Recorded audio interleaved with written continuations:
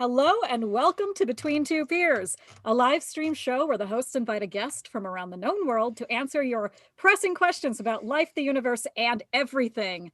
This week is promising to be a little bit punny, a little bit funny, some musical interludes, a lot of fun. I am excited about it. And it's sponsored by Tears of the Patriarchy, proudly pissing off the patriarchy one sip at a time. So, what is the Patriarchy Tears or Tears of the Patriarchy cocktail? It is 1.5 ounces of gin, 1 dash rose water. Shake gin and rose water with ice and strain. You can also add an optional beverage glitter and stir, and top with sparkling lemonade. It's refreshing. So, I am Tulia. I am a Laurel from the West Kingdom. I am also a court baroness, and I've just so excited about today's show. Our guest is one of my favorite people, and my guest co-host is one of my favorite people. So I think today is going to be a really special show. And without further ado, I'm going to pass it to my guest co-host, Kinehild, for her intro. Hello, I'm Dame Kinehild, the library. I'm a pelican and a laurel. I've been in the SCA now. I counted today. It's been about 18 years, which is just under half my life, which was kind of a moment of realization that I had, and it was a little alarming. I joined it because I was a lost college student far from home, and the history, the language fun, the history, books, history, research history. Did we mention history? And the dogs, because I like dogs. That has not changed. But the real prize, is the friends that you make along the way. And so today I get to spend an evening hanging out with two of my absolute most favorite people in the world. So I'm really thrilled about that. And what I want to warn everybody is that my fire alarm has taken to randomly going off tonight. So I'm going to keep myself on mute. And if I'm talking and it goes off, I apologize in advance. And if you see me dash away frantically, probably veil and circlet flying, it's cool. There's just a loud, terrifying noise. I picked a great day for, right? It's Friday, man. It's the day. Anyway, I use the title Dam because it sounds like damn, and that amuses me. And that's who I am. And so would our wonderful guest please introduce herself? Yeah. Hi, I'm Mistress Aasa Torvald's daughter. I am a pelican of the West Kingdom. Another of my favorite awards is I am a West Kingdom Paragon of Merriment. What that means is that I help foster fun and silliness and happiness in a period manner. I am a dancer. I am a herald. I am getting more into cooking. And I'm a bard. Mm-hmm. So, pew pew double whammy on the puns, herald and bard. You have been warned. She's also, full disclosure, my apprentice. So, yay! Pelican. So, yeah, it's a fun thing. Well, So I got to ask, I was told heralds can't pun. They can't. That is, in fact, true. What? Canting arms. So canting arms are, yeah. Oh, sorry. right. I'm getting the focus reminder from behind the scenes. All right.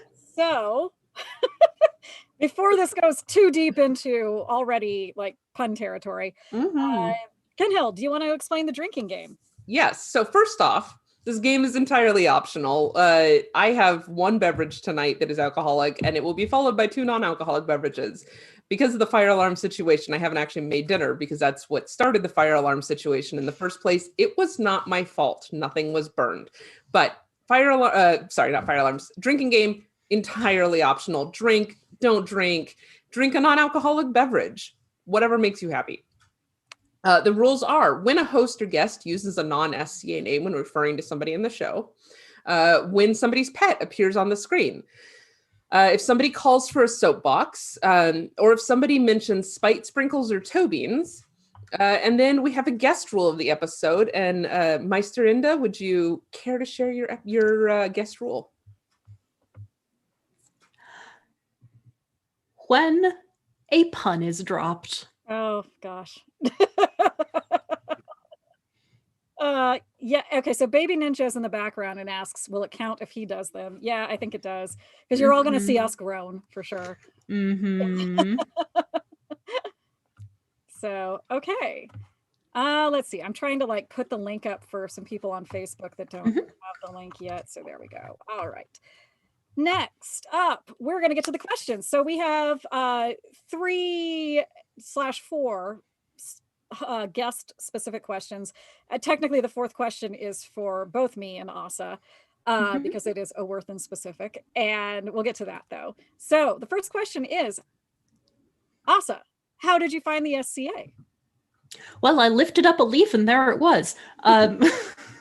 So actually, I had heard of the SCA when I was in high school, probably about my senior year, but didn't really have a chance to look into it while I was still down here. I am actually a Bay Area native, so this is where I grew up.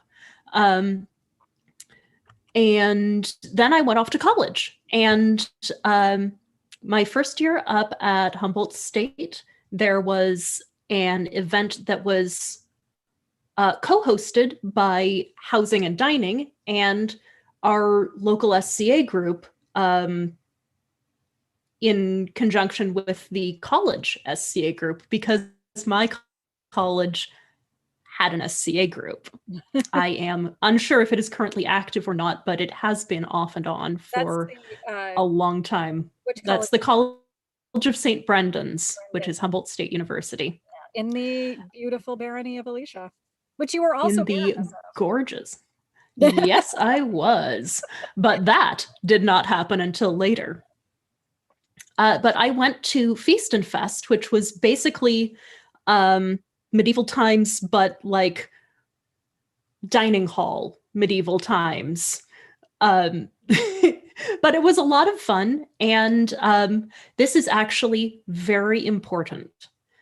Afterwards, one of the members of the college group came up to me and personally invited me to come to the next college SCA group meeting.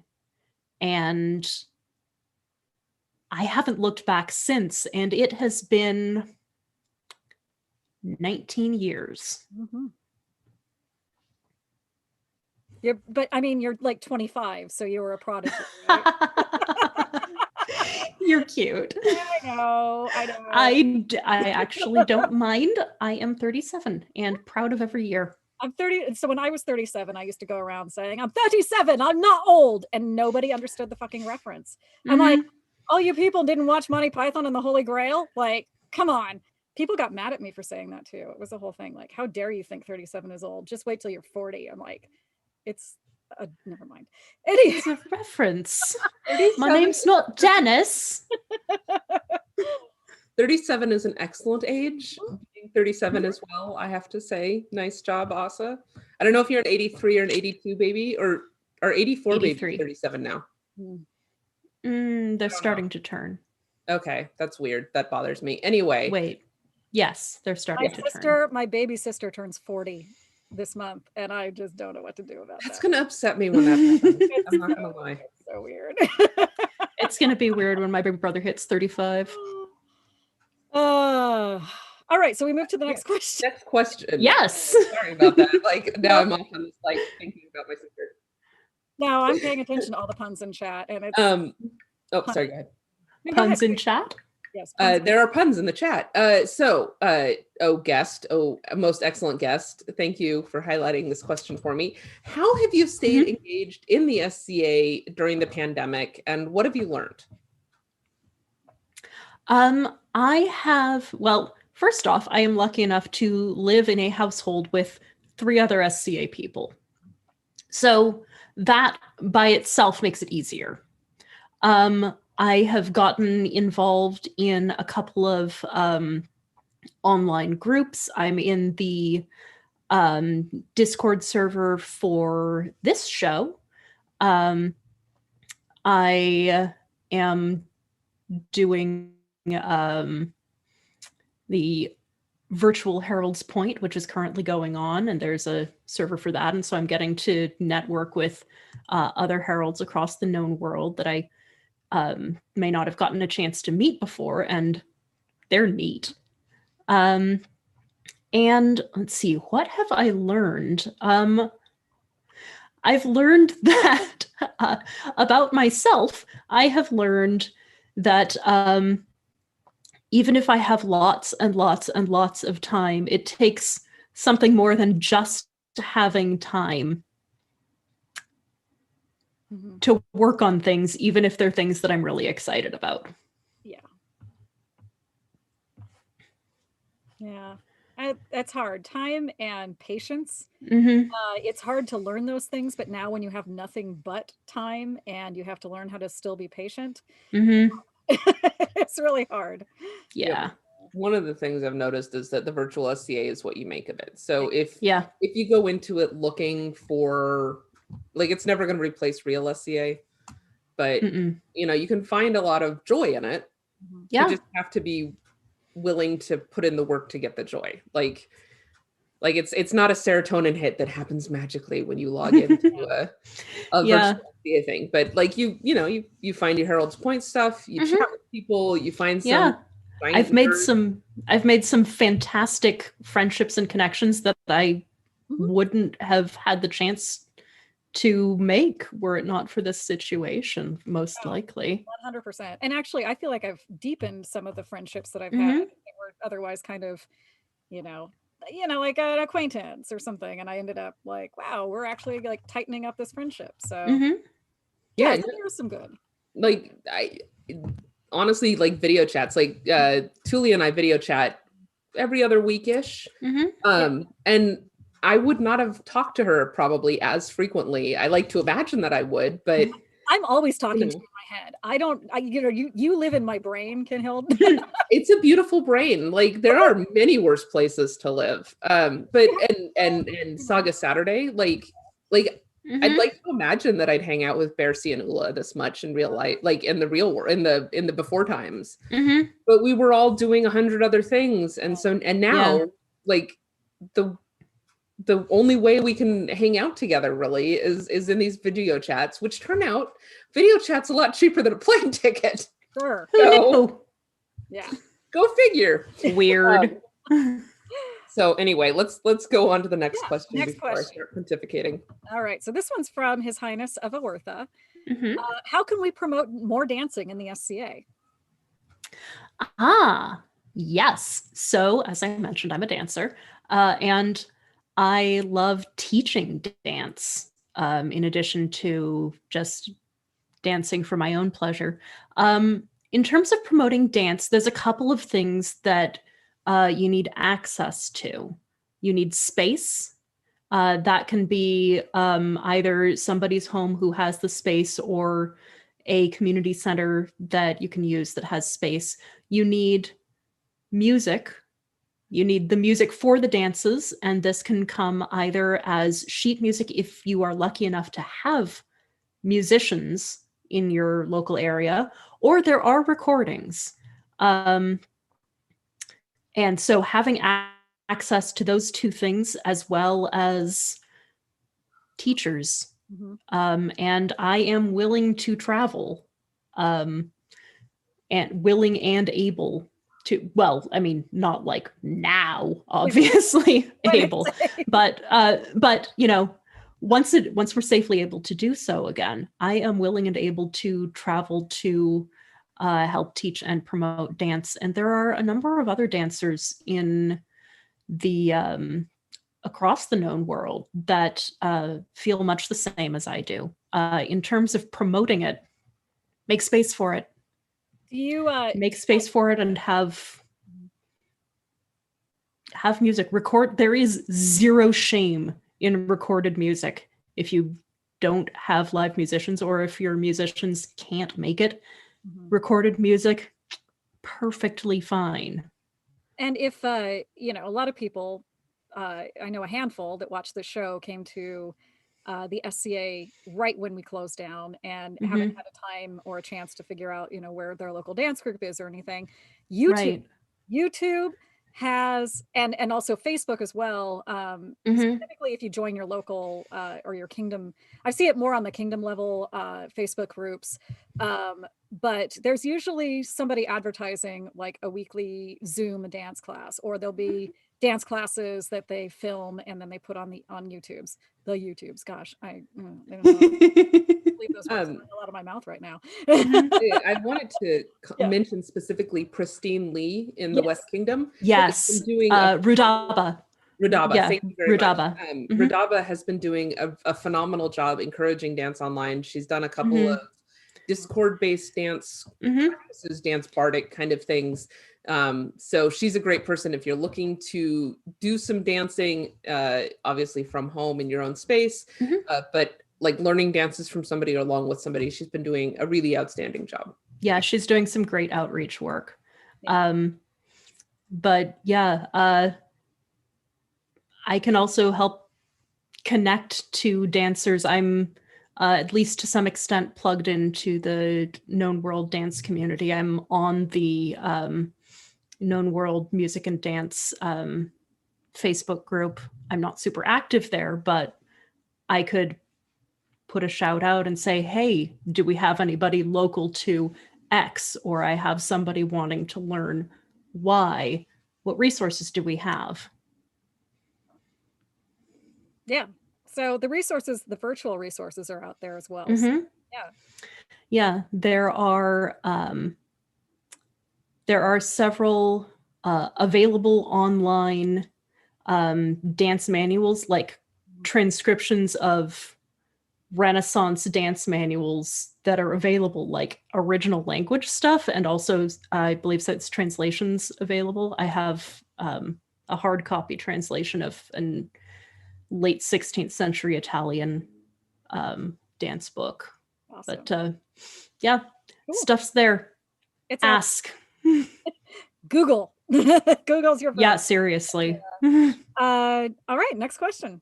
Yeah. So as we all know, this question is coming. So not as we all know, this question is coming from Lord Culler up here in Oertha. And as we all know, Oertha is, of course, the best principality. I'm sorry. I know you guys, like, you live in these small places. They're kind of podunk, I guess. But the majesty and the greatness of Oertha is beyond reproach. And you've both been up here recently. As recently as anybody has traveled. Yes. For June Crown, which was spearheaded by the phenomenal Viscountess Catriona and Mistress Clara Elena. So when you visited, what was like it's a hard place to leave, right? What was the hardest thing to leave behind? And why is the answer me?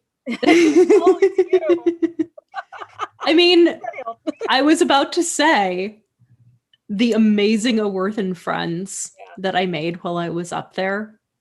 And you were kind enough to host me, and that was amazing.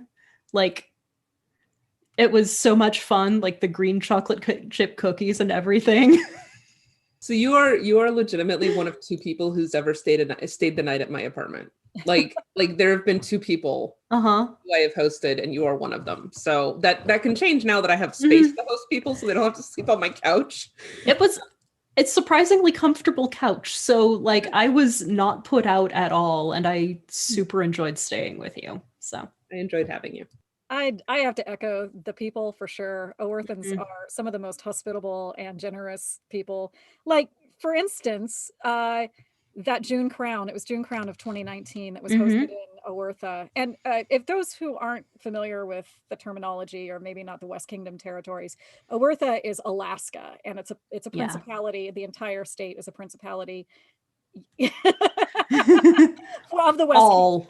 So the West, it's big. It's very big, and to get there from here to there, from Central West, which is basically Northern California and a bit of Western Nevada, to get from Alaska to where we are, it's a 5-hour flight, and it is not insignificant. And yet the Oerthans are always at these Western events. Like, there's usually like maybe 3 or 4, maybe a little bit more depending on the event, or how special it is. Kinehild is down almost at least once a year, if not more. I miss California so bad, guys. You don't understand. They all are they're just like, it's warm. I walk through your grocery stores, just like puffing the fruit. You and I, it was so funny. You and I, anyway, when you guys came down, when was that? 12th night. I guess that was last year, 12th night. And you stopped in at the Trader Joe's. It was literally just like, oh. but yeah. And the fact that we always have to bring up some fresh fruit, avocados, you know, appease the Oerthans for their generosity. But I was going to say, though, that the generosity is like the major thing. Oerthans are the most generous people, not just, you know, like you end up like randomly in Anchorage to go to this random event, and there are like, you know, 15 people that are like, hey, sleep on my couch, or let's take you to this dinner and let's like just treat you. No, here's the other thing.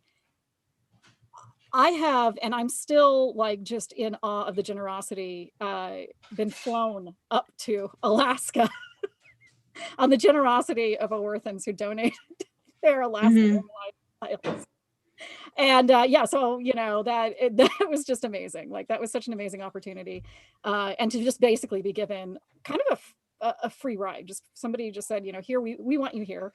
And and then all your needs are taken care of. We'll have your, you know, tent ready. We'll have your food, everything. And I can't promise they're going to do that to everybody. So don't just like influx, take them all by surprise. They're like, shit, I don't know what to do. Yeah. But like if you're going up to Oertha, alert them. Alert them.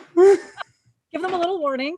But that is for 100% the, you know, the main answer is the generosity and the company of Oerthans.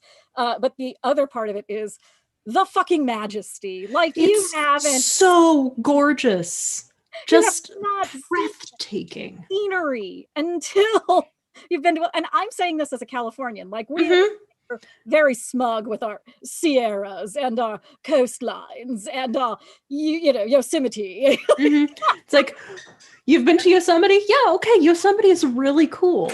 It's beautiful. And then you go up to Alaska and you're like, jaw drop.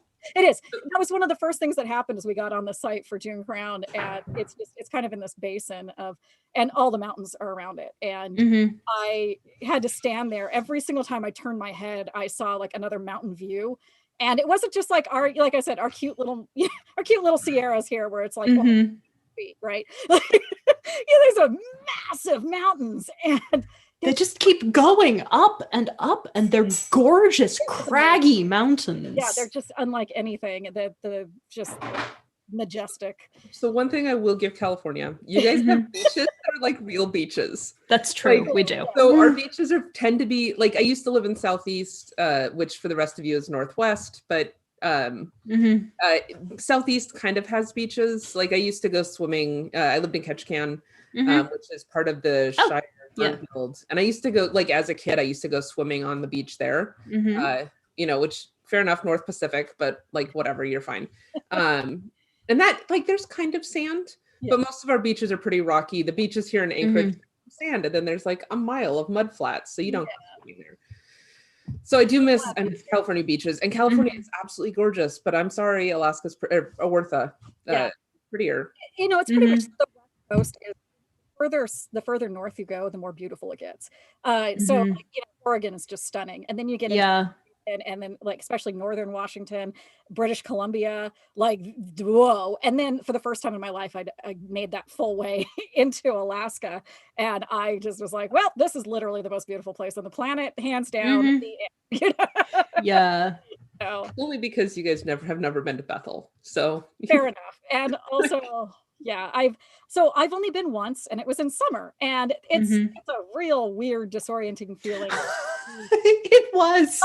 It so was. You wake up at like 3:00 in the morning, and it's, you know, it's noon. Light. Light. That really was a weird mind trip. You know, just kind of a mind trip to be. But yeah, I've never been in the winter, so maybe my opinion would change when it's like -50 and dark all the time. I was up there I guess December 2019 for Yule, and it was still beautiful. Yeah, I imagine it is. So actually though, hopefully Maybe not this year, but whenever we are able to do that plausibly period feast, planner for, it's going to be happening in November, which granted is not deepest, darkest winter, but I look forward to getting the different seasonal change. Yeah. So, all right. Is that enough? Like, Yep. You've stroked my ego enough. Okay. Worth and Pride feeling all nice and happy. It's 10 degrees outside. We needed some. They live in a beautiful land. Like, if you have the means, I highly recommend it. Yeah. Seriously. All right. So next question. This is now we're transitioning into the everybody questions. So as you know, our guest always goes first, and then the person who doesn't ask the question gets to go second, and then the person who asks the question gets to go last. So I ask the next question, so I go last and all of that. This is from Giuseppe Francesco de Borgia. Katrina, you just highlighted it and killed it for me. Okay. Tell me about a really challenging project you completed that taught you a lot as an artist. Okay, let's see. Challenging project. Oh, goodness. If you need more time, you can kind of like say somebody else go. I'm going to go with the very first time I ever wrote a sestina, which coincidentally is still the only sestina I have ever successfully completed. I love the form. What is it? So a sestina is, it's usually associated with medieval Italian form, but it's actually apparently originated as the sestaine in Provence, slightly earlier in like 12th century-ish. Do not quote me on that. It's been a little while since I was doing my research deep dive on it. But it is 6 verses of 6 lines each, hence the name sestaine or sestina. And instead of rhyming, you have the last word of each line. Those are your end words. And you keep the same 6 end words throughout the entire poem in a different order each time. And there's a specific pattern for reordering the words. So once you've got your first stanza down, you know what the last word of every single line for the rest of the poem is. Can you give us a brief example, like a stanza from it or something? Sure, although it won't show the entire form. Yeah, right. I mean, okay, yeah. It's what's called a closed form, so it's complete in and of itself, but you don't really. One stanza isn't gonna. I can do 2 stanzas. Do it. Just go through the whole thing. I don't care. Okay. Let's see.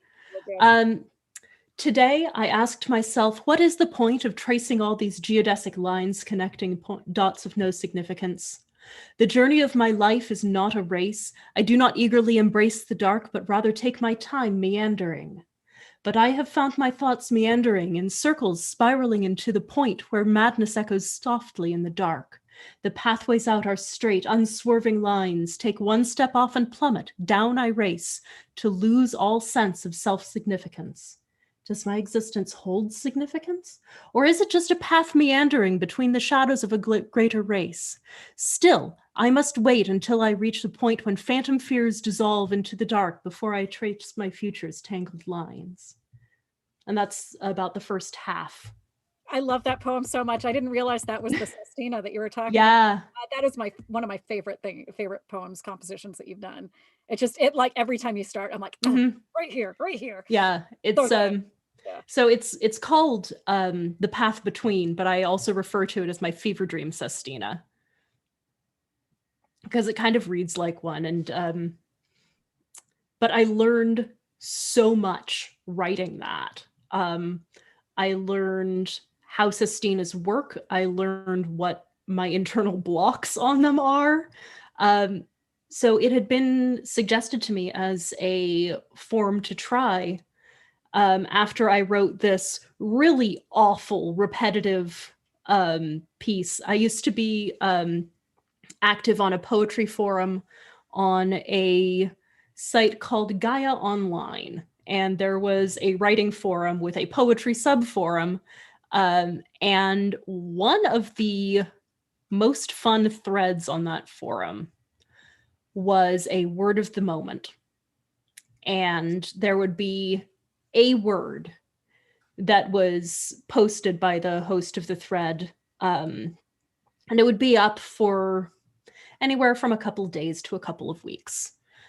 And the goal was to write a poem based on that word, either using it or using it as the topic. And the word in this case was geodesic, which I was unfamiliar with the word, so I had to look it up. One of my favorite words. I love that word. It's a fantastic word. It's a great So word. I had to look it up to find out what it meant. And it is the shortest distance between 2 points, if I remember correctly. And so I was like, oh, between 2 points. Okay. So I wrote this awful thing. It was just like, you could see what I was trying to do. I just hadn't done it very well. But one of the things that I had done was I kept repeating the word point. And one of the other folks in the forum was like, you know what's really good for obsessive repetition of a theme is a sestina. And I went, ooh, what's that? And this is like 23 or so year old me. And I'm like, ooh, what's that? Because, I mean, I'd been writing poetry for a while, but I hadn't really gotten into forms yet. And this was sort of the sestina was my gateway to forms. That tells you everything you need to know about me as a bard. But I learned how to write a sestina. I got much more comfortable with word texture, word choice. I already had a fairly decent grasp of meter and rhythm, but this sort of refined it. But yeah, word choice and just refining the poem once I had it written. Like at one point I scrapped and rewrote an entire verse because it sucked and it needed to be completely replaced. But it is still one of the most beautiful things that I've ever written. And I'm still incredibly proud of it. And yeah, I sweated over that thing. I don't remember if I cried over it or not, but there was definitely frustration in trying to get the stupid thing finished. But the end result, it's just, I love it. I just really love it. Yeah. I love it. So, I mean, it's your baby. Of course you love it, right? I mean, there's some poems that I've written that, looking back, I'm like, I could have done better. I mean, honestly, some of my competition stuff for past competitions, I'm like, ew. Well, that's why I didn't win that one. The thing is, though, with those, a lot of the times, and I've experienced this, and the fact that you're on the spot and you kind of have like a time limit or a constraint. Oh, I mean, I'm talking about stuff that I had time to prep for and I wrote well in advance, and some of it was just crap. But I mean, part of being a bard is writing crap and being okay with the fact that sometimes you're going to write crap and sometimes you're going to write amazing stuff. I would say and both of them are okay. It's okay to write mediocre poetry and song. I think that's fair to say about every art. Yeah. I mean, how else are you supposed to learn? Exactly. If you don't go through the steps of writing something mediocre or making something mediocre and learning and correcting and editing and building, and maybe you might not be able to turn the mediocre thing into something amazing, but you now have tools. So our friends are calling us a soapbox. Soapbox. Yeah. I mean, bardic soapbox. I mean, it's I ranted a little. That's A fine. little ranty, but That's fair. That's fair. I did sort of put a soapbox down Sort of mid-answer. shuffled it out from behind your skirt. You just sort of plopped it down as you were. very gracefully. Like, Uh-huh. Yeah, this is very. So I think it's me next. Yes. Cool. So the project, I think that it was, to this day, the most challenging project I've ever worked on, was my translation of the Book of Luke from Gothic into English. So Gothic here, we're not talking about like Gothic art, we're talking about the Goths. So this is the Bishop Ulfilas in the 4th century, question mark, maybe, I always get the numbers mixed up. So 4th or 5th century, he translates the Bible into Gothic as a tool, it must be the 4th century, as a tool to convert the Goths to Christianity. But the important thing here is Ulfilas was not what we would call like a Roman Christian. He was an Arian Christian. So it's got its own little tweaks and quirks to it, because it's this what eventually became, well, very quickly became heretical. There's this great meme that runs around every St. Nicholas Day about St. Nicholas beating up the Arians because he famously at a conclave punched an Arian bishop like straight in the mouth. So Santa Claus once punched me. probably asking for it. Just FYI. But it is any Bible translation is already fraught with difficulty. And the Gothic translations are really interesting because so you're starting from a Greek original, translating it into Gothic, but Gothic doesn't necessarily have all of the grammatical forms that the Greek does. And so there's some debate about whether or not Ulfilas himself was actually a Goth or Greek, because at some point he just like starts slapping the Gothic words on top of Greek grammar. So you've got this substrata of Greek grammar, and then on top of it, you've got these Germanic words, and they're weird Germanic words because Gothic is an Eastern Germanic language. So it's this whole thing. And so what I learned from the process, perseverance, the project took me a little over a year to complete. Going back, sometimes you have to set it down and walk away and just be like, I don't understand what he's trying to say. Obviously, I could look at the Bible and find out. It's not like I don't have a copy laying around somewhere on the internet. And growing up, I went to Sunday school, so I've heard the gospel stories before. So I know where we're going, but you don't want to cheat because that's cheating.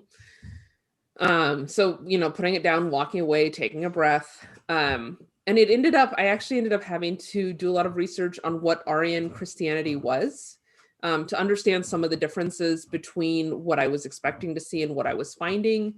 There's, you need to understand no language is divorced of the culture in which it exists, right? So you kind of have to start to understand the culture. So I ended up reading Hedwig Wolfram's The Goths, which is like, if anybody's interested in Gothic history, that is the book to read. It's phenomenal. It's deeply confusing because Gothic history is deeply confusing, because we're working from a bunch, like, so the Greeks, right? Anytime the Greeks didn't know what somebody was, they were like, they're Scythian. You're like, are they really Indo-Iranian speakers? Are they? Are they Greeks? They're not. You're lying. And the Romans kind of did the same thing. Sometimes they were just like, they're Goths, and you're like, no, those are Huns, honey. They're like, no, it's Goth. I see what you did there. So there's like trying to pick that all apart is incredibly frustrating and confusing, and you spend a lot of time just going, they didn't write this shit down. We don't know. So anyway, it was fascinating. I learned a lot about research from it. I learned a lot about just sticking with a project, even when it's gotten to the point where you want to throw it across the room. I learned that if you put it in a hardcover notebook, you can throw it across the room and it will survive. Also pretty satisfying when you do. Yeah, feels pretty good. My projects are normally fabric, and it doesn't have quite the impact. Flumph. Like a book at the wall. I've done that, by the way. It is very satisfying. Yeah, no, it's there's a catharsis there where you're just like, I'm still bigger than you. Fuck you, book. Oh God. So yeah. Can I Yeah, go ahead. Brief Yeah. side. Yeah. So speaking of throwing books across the room or at the wall as catharsis. So when I was in high school, I was reading a series of books. Was the Incarnations of Immortality. I think it was a Pierce Anthony series. I know though. Yeah, Mm-hmm. I know. And that summer was coincidentally also the summer that Harry Potter and the Goblet of Fire came out. So I had read Harry Potter and the Goblet of Fire. And then I was reading Being a Green Mother, which also coincidentally has a character in it named Cedric.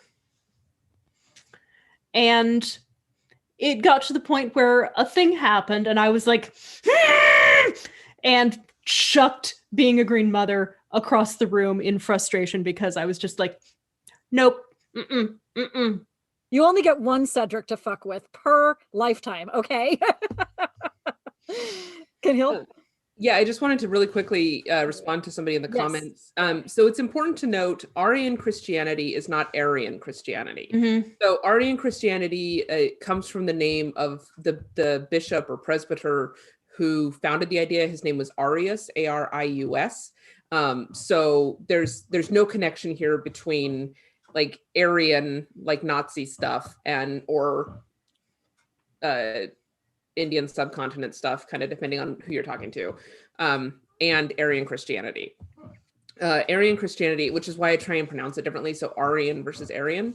Arian Christianity is a theology that holds that Jesus is the Son of God who is begotten of God the Father, but is distinct from the Father and subordinate to him, which is a contrast with Trinitarianism, which holds that all three are one, but three, but equal. So in Arian Christianity, Christ is not co-equal with God the Father. That's the big controversy. That's why they got proclaimed heretics. And there's a lot more to it. That's just the that's like the big difference. Yeah, that's the biggie. I want to talk about the time I threw a book against a wall. Please. It was also in high school. I was reading Wheel of Time by Robert Jordan, and my boyfriend, who at the time, my high school boyfriend, was kind of the guy. He was my supplier of fantasy novels. He would read. He was a voracious reader, like would just be a book a day almost. So he would read these books and he would just be like, I think you'd like this. And so I'd pick it up and I would read it and I liked it and we're cool and everything. And I get through the Belgariad by David Eddings, which I really enjoyed. Like, honestly, I don't know if I go back as an adult and enjoy it quite as much, but it was a solid little, series of books.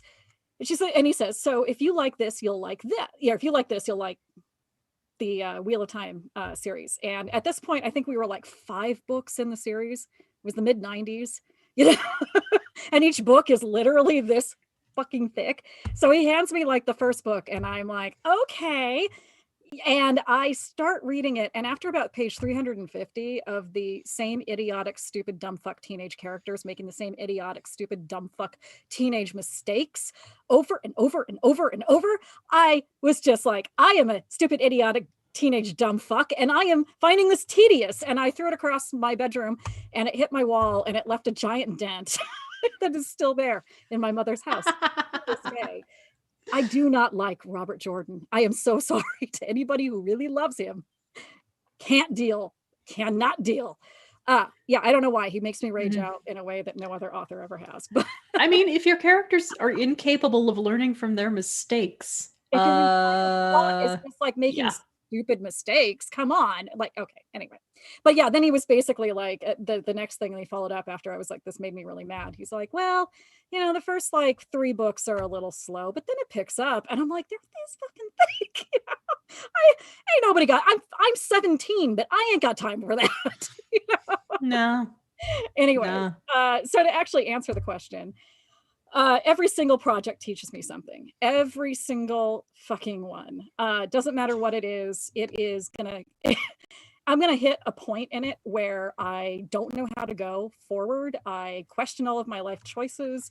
There are serious bouts of nothing but swear words, cursing the gods and myself and my ancestors and my cats, like, for why the hell did I do this thing? And I, at that point, instead of throwing it, because normally I am using fabric, and like I said, throwing fabric doesn't have the same emotional satisfaction to it. You put it in the corner and you walk away from it, and you give it a while, maybe a day or two, maybe a year or two, and you come back to it. And usually that sorts itself out. But the entire time my brain is just, gears are working on it constantly. So yeah, so when the question came up, when Kinehild and I were discussing this question, and I was like, I can't think of a specific thing where it's just like every single project I go through this process every single time, and it's exhausting. But yes, at the very end of it though, when you pull yourself through it and you're like, I did it, yeah. And whoever you make the outfit for looks fabulous, and you're like, I did that, and then the next time somebody's comes up to you and says, I'd like this outfit, and you're like, I can totally do that, and then you enter the same cycle, and it's forever repeating. Also, we got called on another soapbox, so I'll take a drink here. We're a bunch of artists, and you asked us about art. What did you expect to happen? They expect the soapbox. They tune in for the soapbox. Yeah, to be fair, this is kind of what I was hoping for when I was like, how about these questions? Because you know what, guys? I don't get enough time to talk about art in my daily life. There's never enough time to talk about art. So a whole chunk of getting to do this with you all was like, you know what? I'm going to get to sit and talk art with two of my favorite people. And I guess sucks to be everybody watching. I don't know. Nah, I hope they're having a good time, because I'm having a great time, and I am now 2 patriarchy tears in because my lovely bartender is making me a double at a time. I love your lovely bartender. Say hello to her for me. She's a doll. That's dear Lady Lynette, who is off camera. Yes, my lovely bartender is amazing and much beloved. So let's move on to the next question, because we were doing really good with our pacing, and now we're off in the weeds again. So it's art weeds. Art weeds is good. See, okay. I don't have the anxiety Helga always has about like, oh God, we're taking too long to answer this question. I'm like, this is jazz, baby. We just are riffing on this question and going back and forth, and like we're having a good time. You don't interrupt the flow. It's our flow, man.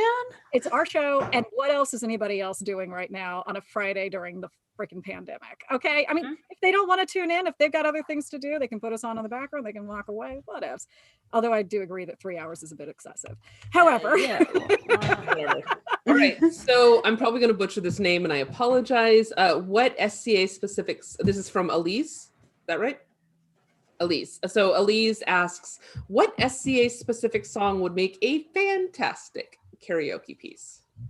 Ooh, SCA specific song on karaoke. See, I could do the reverse, but that's yeah.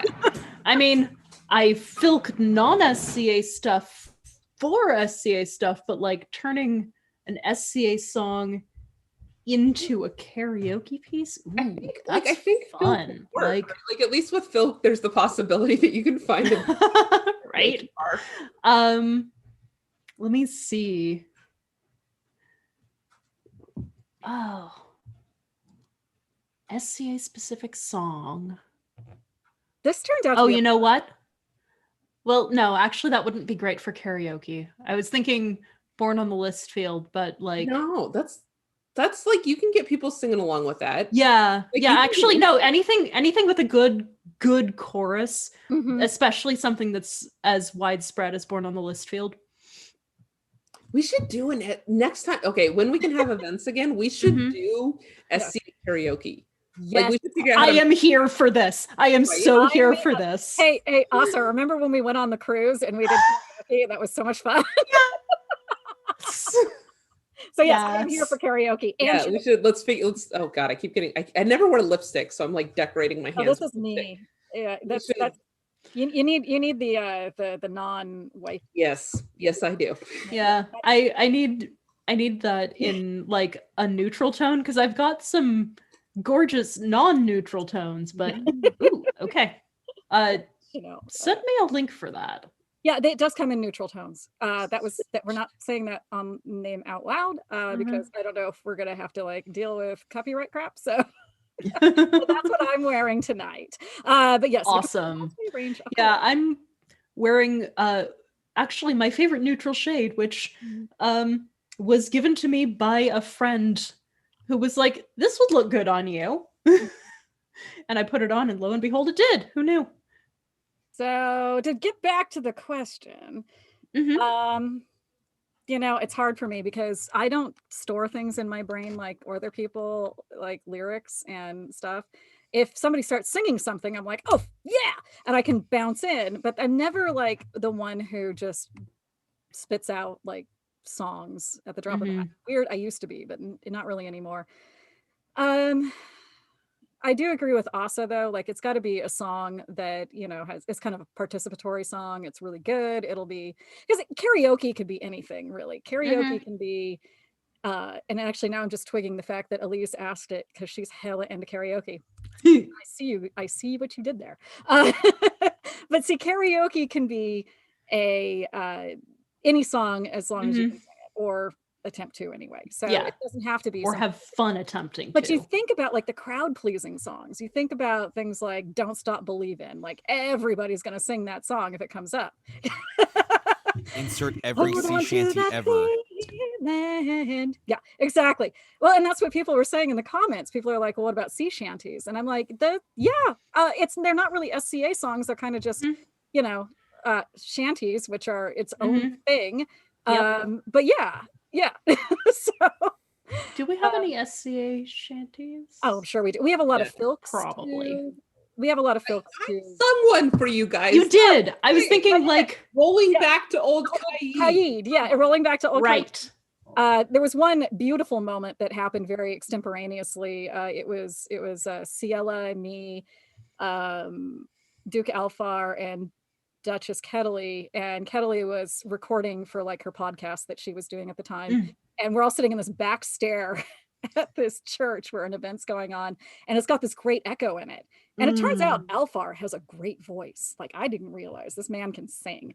And somebody just starts off with, I thought I heard the old man say, leave her, Johnny, leave. And but Ciela starts doing a filk to it about Sir John, who is a famous person in our and his beat up old van that he drives to events, and you know, thought I heard the old man say, leave her, Sir John, leave her. And it just went, and it was amazing. And thankfully Italy actually got the whole thing down, so we could actually figure the lyrics out again because none of us ever remembered but it's got to be catchy. And my brain just like shut down, so I'm gonna say we should move on to the next question. Has Kinehild answered this one yet? Oh, Kinehild, yeah. So for me, this is one of those moments where I really show my Callantir. Like we all get something from the place that we're born. You know, in IRL, I was born in Alaska, but in the SCA, I was really born in Callantir, right? Like that's where I got my start. I love the West. I love Western traditions, but you know, you cut me and there's going to be a little golden red or golden purple. Like I'm going to bleed a little purple and gold. So Song of the Shield Wall, which I don't know if either of you guys know, if Rachel Ost, who's, I just used her real name. So I think Constance. Yeah. I think they're in the chat. So if they're in the chat, they'll know the song that I'm talking about. And it starts, of course, now I completely, hasten, O sea steed, over the Swan Road, foamy neck ship, right? Like this is the Callantir song. And it really is like anytime you're in Callantir and somebody starts singing it, people start just jumping in, right? Like, and there's all these special call outs. So they talk about, there's a line where you talk about the Feardmen, and so the Feardmen shout Feardmen, like when you get to that point, and there's a line about Huskarls, and the Huskarls shout Huskarls at that point. Like, it's this whole group activity, right? And you get groups. We talk in Callantyr about singing in the key of army, meaning in the key of the Callantyr army, which is just everybody sings, and maybe you're not great, but it all sort of evens out, right? Yeah. So it's really like the karaoke kingdom in a lot of ways. Like, it's just somebody starts singing and everybody else jumps in. It's what happens. Part of that is because of Andrixos, Master Andrixos, who is like this phenomenal human being who has written all sorts of songs and also used to be a high school Latin teacher of all things. Like, if you ever want, like, you're like, hey, how do I say this weird thing in Latin? And you go to Drix, and Drix is like, you say it like this. Ta-da! That's why I love the SCA, is that we're all a bunch of weirdos. Seriously. Fantastic nerds. And I love I love 90% of you. 10% of you can shove it. You don't know who you are. You're going to have to figure that out down to your own. But I'm one of the loved ones. I know this. if I talk to you on the regular, it's probably not you. Yeah. But wow, that was a little bitchy. But anyway. Embrace the bitch. I love you, Kinehild. Really quickly, there's this pin out there that says Bitch Queen of Angmar. And the thing is, I love it. I try really hard not to be that person. Like, I try really hard to be a nice person, but at the same time, I desperately want that pen. I mean, the question was karaoke songs. My answer is Song of the Shield Wall. And why don't we roll on to the next question before I keep going? I was gonna say, I'm the one that sits here most shows with my attack laurel pin on, so I'm not one to talk. Let's see. Man, I should get some, like, I don't know, maybe I'm too nice for the like mean pelican stuff. I got a mean pelican, mean laurel mug, and I always feel slightly because I really I know it's in me to be really mean, and I don't like that about myself, and it's one of those things that I've like continuously tried to fix and like try and work on, and so I always feel slightly disingenuous when I'm dragging it around. I just got a text from Her Majesty of the West, and she said, "I'm a duke and you're not," which is a song, which I don't know the I hear it. Because I'm a duke and you're not. Yes, it is a song. Yeah, I actually did a filk one time, and I need to find out where the hell it went, but it was to Lord's Royals, and it was called Laurels, and it was, and I'll never be a laurel. The worst part about it was I was a laurel when I wrote it. I think I was working through some things still. It just I still I still to like every so often I will sit there and sing "And We'll Never Be Royals." One of my favorite songs to sing when I was a sitting baroness, because it was like, we're not royalty.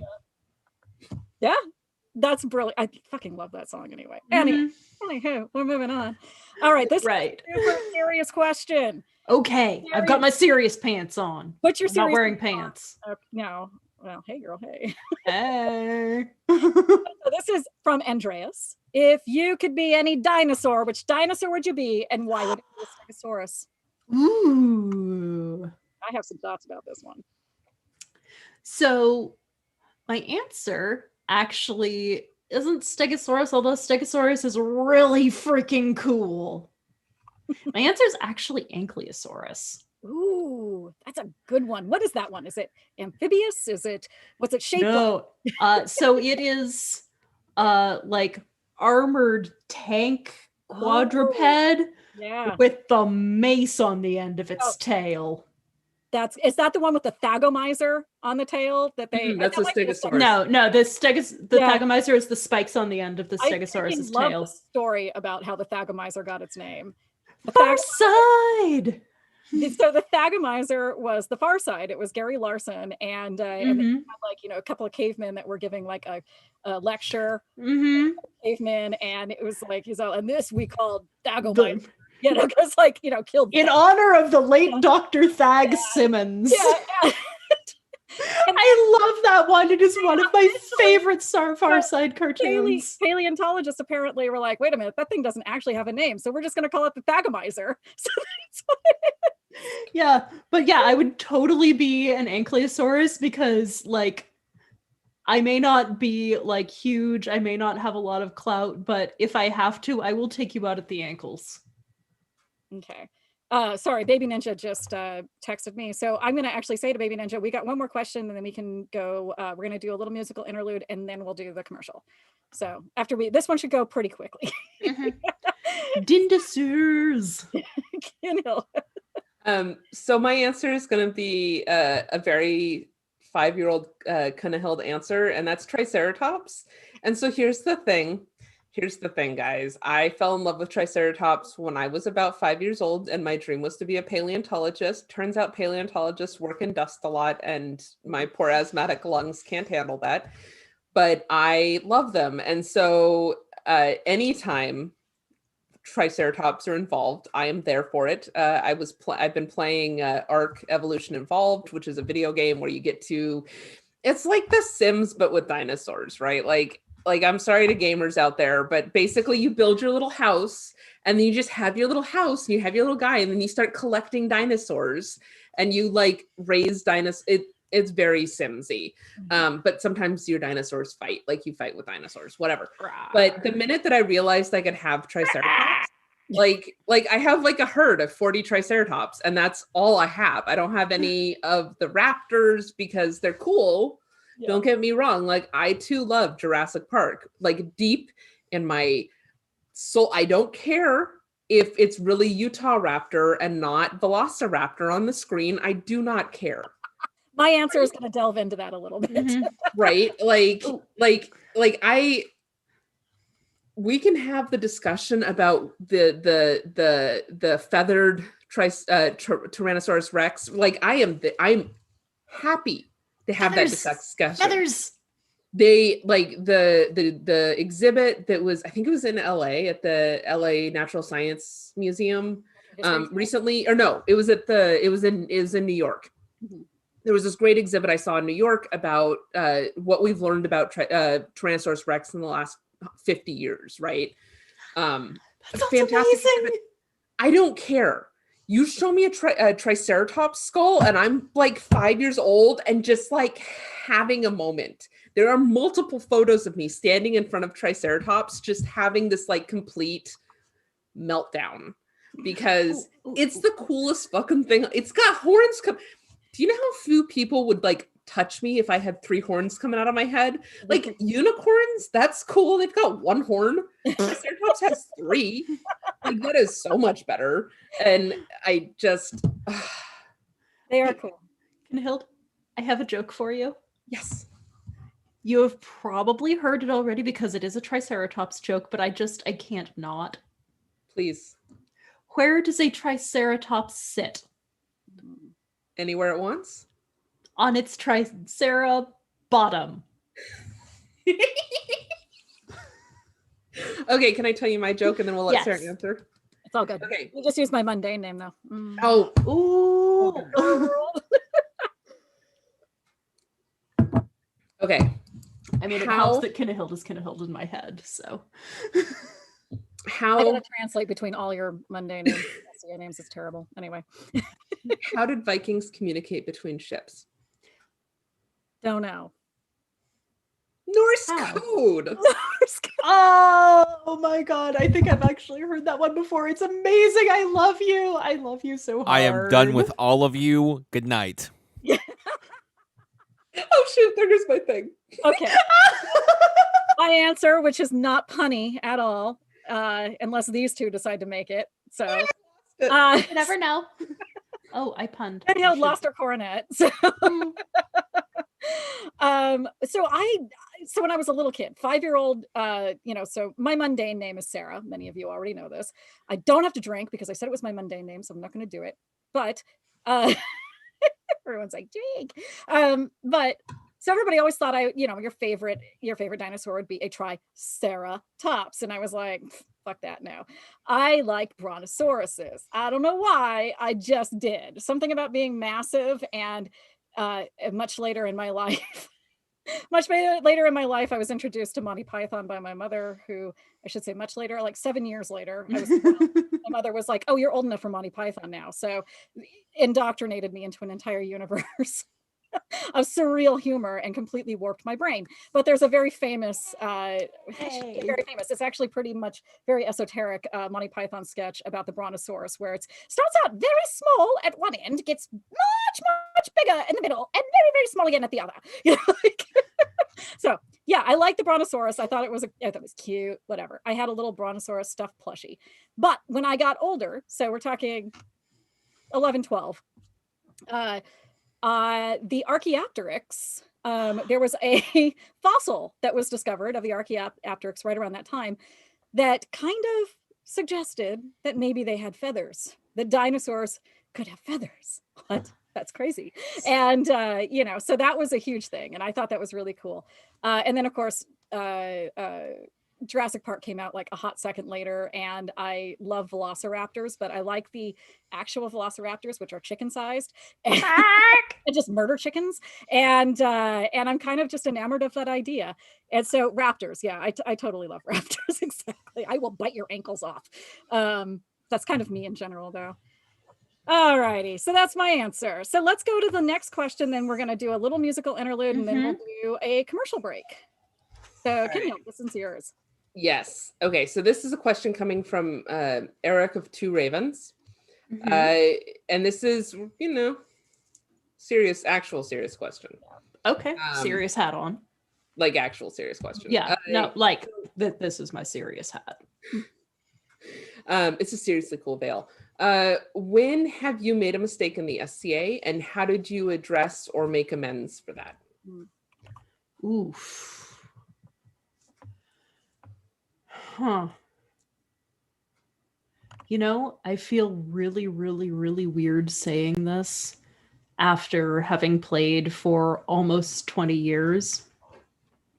But if I have fucked up big in the SCA, nobody's told me. I honestly don't know. Have I fucked up big in other arenas? Yeah.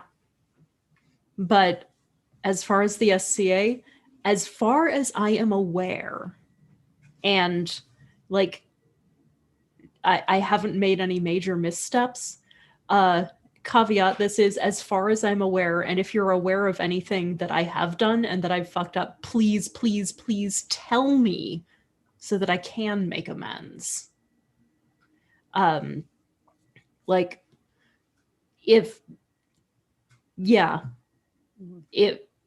If there's something that I've done in an SCA context that has seriously hurt somebody or multiple people, tell me, because I don't know about it. And I am preemptively very sorry and would love to make amends in whatever way is best for the situation. But I want to know. If I've screwed up, I want to know. And if for whatever reason you feel intimidated telling me, I have a bunch of friends that I trust to shoot straight with me. My fabulous Laurel Tulia is one of them. If you feel more comfortable, for instance, going to Tulia instead of to me, I trust that she will tell me what needs to be told me, which, is going to be hopefully the entire story or as much of it as she has, so that I can contact whoever it is if they want to be contacted, so that I can make amends. Because I really hate hurting people. That is a very intrinsic part of my character. I hate hurting people, and I will tie myself in knots so as not to hurt myself. and unfortunately have hurt, or so as not to hurt other people, and unfortunately have on a couple of occasions, done disservice to myself in the process. But I hate hurting people. And if you're hearing this and I've hurt you somehow, please let me know, or have a friend let me know, or, contact one of my friends so that they can let me know, so that I can make amends, because I don't want to leave hurts out there unaddressed. I'm much the same way, except for, unlike you, Aasa, I have done some stuff in my tenure in the SCA and hurt people, and unintentionally, but I am somebody that speaks very much off the cuff, and sometimes my mouth just moves before my brain can kick in, and things that fall out of it are often not gracious or polite or should be said in any kind of company. And at least once it has been heard by somebody who took serious offense at it, justifiably. And the thing is since I was definitely, just blah, blah, blah, blah, blah, blah, blah at that moment, nobody stopped me and said, hey, that was shitty. So I just was like, la, la, la, la, and I kept going. It didn't get back to me until 2 years later that this person was so hurt by what I had said that, that this was like fucking end friendship kind of a thing. And I didn't know he had ended the friendship with me. I was still like operating on this assumption we were still buddies. Yeah. And so at that point I was like, well, yes, I know I understand that my mouth ran away before my brain caught up. And somebody was hurt by it. At the time, I didn't realize it, and it wasn't brought to my attention for a full 2 years. Of course, I reached out to that person. I made an apology. I said, I remember that time. I have nothing, I have no excuses for what I said. It was just, I thought I was being funny, and it clearly was, it hurt you. But I didn't understand that it had hurt you, like the way it went down in my memory is that he could have not even heard it. Like he was walking away when I said whatever it was I said. And, but he did hear it. So, of course, in my mind, I'm like, well, he never came back to me, or he never turned around and was like, you know what, fuck you, in the moment, which he would have been totally right to do. And so, yeah, so 2 years later, it gets brought back to me that, he was very, very, very, very hurt by what I'd said. And I was like, oh shit, I do remember that moment. So I reached out and I said, I'm sorry. I do remember that moment. I, had no excuse for what I did, but I know it. I understand, someone has informed me that you were incredibly hurt by it, and I want to tell you I'm sorry, and will you accept my genuine apology? And he was like, nope. And I'm like, okay, well, okay, we're good then, like, peace be with you, be on your way. I fucked that friendship up, but I'm not going to grovel. And I think that's kind of what he wanted. And I don't do that. So I offer an apology 3 times. I give 3 apologies, very genuine. If each one is rebuffed, after the 3rd apology, I'm like, well, all right, we're going to part ways, because I'm not going to go through the begging you on my knees, please take me back kind of, I'm not into humiliation, essentially. Mm-hmm. So I will, and it bugs me. It still does bug me. It bothers me deeply that this person has, still has such a not great feelings about me, mm-hmm. and what I said, and it bugs me that I said that. It bothers me deeply that I said those words. But I offered my apology 3 times. It was refused 3 times, and I'm like, okay, well, peace out. Mm-hmm. We're good. We're good then. This is as good as it's going to get. So that's like my probably main example of, then a similar time it's happened something. I actually stood up for myself in front of somebody, and they took massive offense at it and wrote me off. So I was actually kind of in the victim position, and I stood up and I said, hey, no, that's not fucking cool. And they were not pleased with little uppity me being uppity and sticking mm-hmm. myself. But again, I apologized. I said, no, I'm sorry. What I said in that moment hurt you. And I take ownership of that. And I sincerely apologize. Nope, don't want to be my friend. Okay. All right, we're good. Bye. And that's hard. It does eat away at me because I want everybody to like me, despite the fact that I kind of intrinsically don't like myself. So there's a lot there to unpack, and we won't get into that. Yeah. But so I want people to like me, to make up for the fact that I think I don't like myself that much. But I try. I really do try to be better than all of that. Anyway, Kinehild, you answer, and then we're going to do some fun things and not talk about Sarah's baggage. It is Ta-da! baggage shared. Baggage shared is baggage halved. It's not. Yeah. I know the people that do like me understand that. That's so much like you, Tulia, my screw ups have been of the interpersonal variety. Like, I occasionally think that I'm super clever and that I can totally get away with saying something. I cannot. I am clever. Like, that's one of my redeeming qualities, but I'm not clever with people. So anytime I'm like, I can totally do this. Well, no, I can't. So the one that I'll talk about, I will redact all names because, I didn't clear it with them that I'm going to talk about this. But there was an instance a number of years ago where I treated somebody very, very poorly because of there was some drama that I was not personally involved in that I thought very dim of.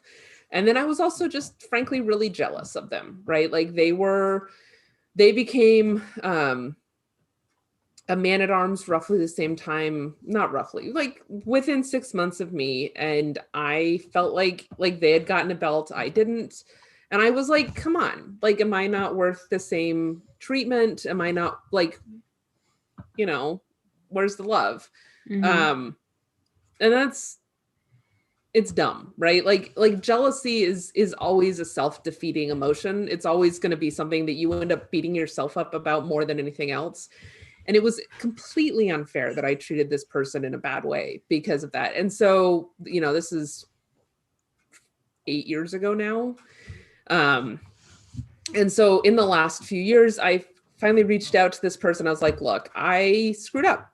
I treated you poorly. And it was, part of it was because of this other drama that like, it wasn't really their drama. It was their drama, but it wasn't their drama. There was more going on to it than just them. I didn't need to treat them that way. It was inappropriate of me. It was inappropriate of me to use that and my jealousy to be like, well, writing them off. So, it's a little bit of it is, take ownership of your own failings. Like my own failure was my letting my jealousy interact, like letting that be part of how I treated them. That's something that I gotta square with myself. And part of it was, taking out on them feelings that I had about something else entirely. Like that wasn't it. It's not their burden to bear. So having a very honest conversation with them about it, making apologies, making amends, such as that I was able, has been really good for me. And like, it's good. It's hard to own up to a mistake. It's hard to say, look, I screwed up. I said something wrong. I did something wrong. I was a bad person in this moment. But it's also very,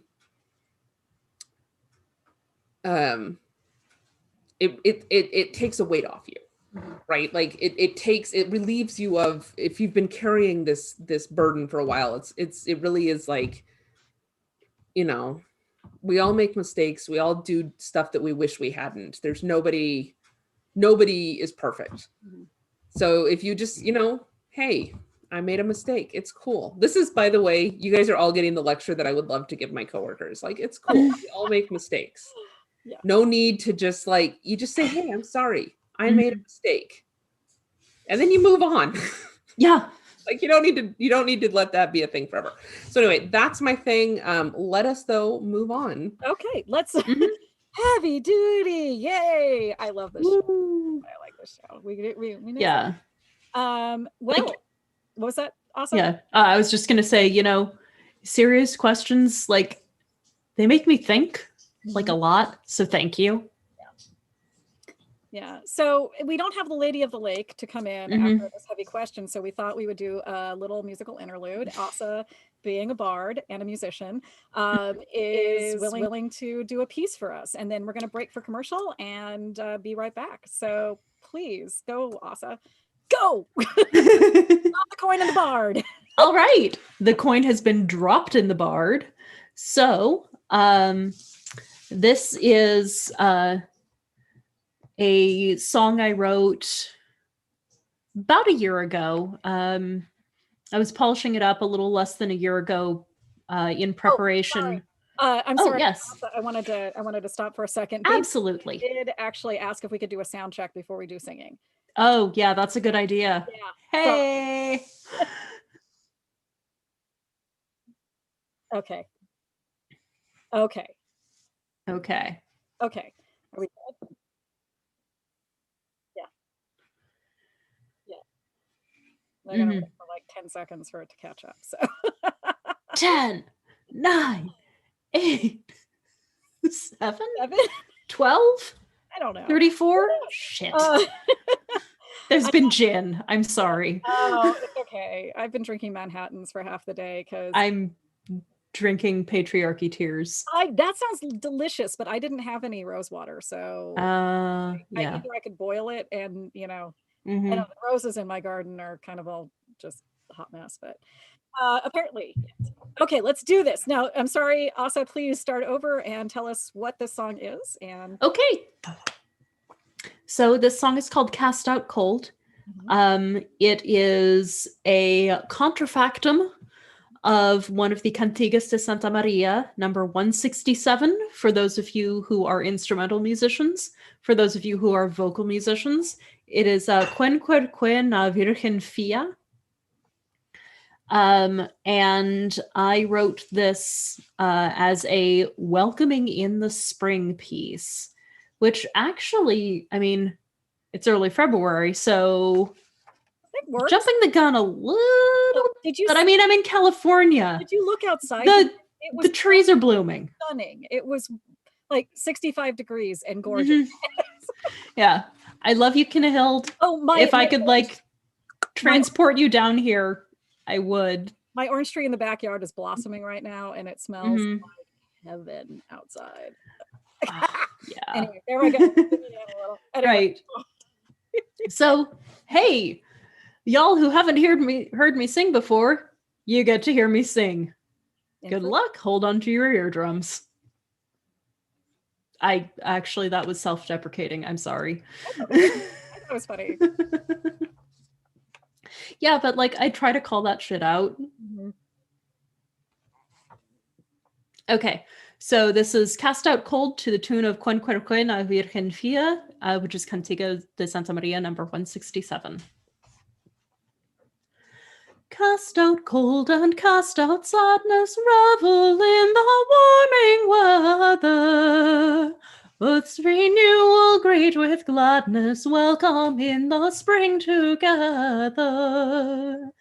Springtime in exuberant glory paints the hillsides bright with flowers.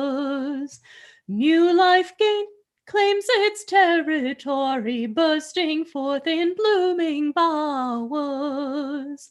Cast out cold and cast out sadness, revel in the warming weather. Earth's renewal greet with gladness, welcome in the spring together.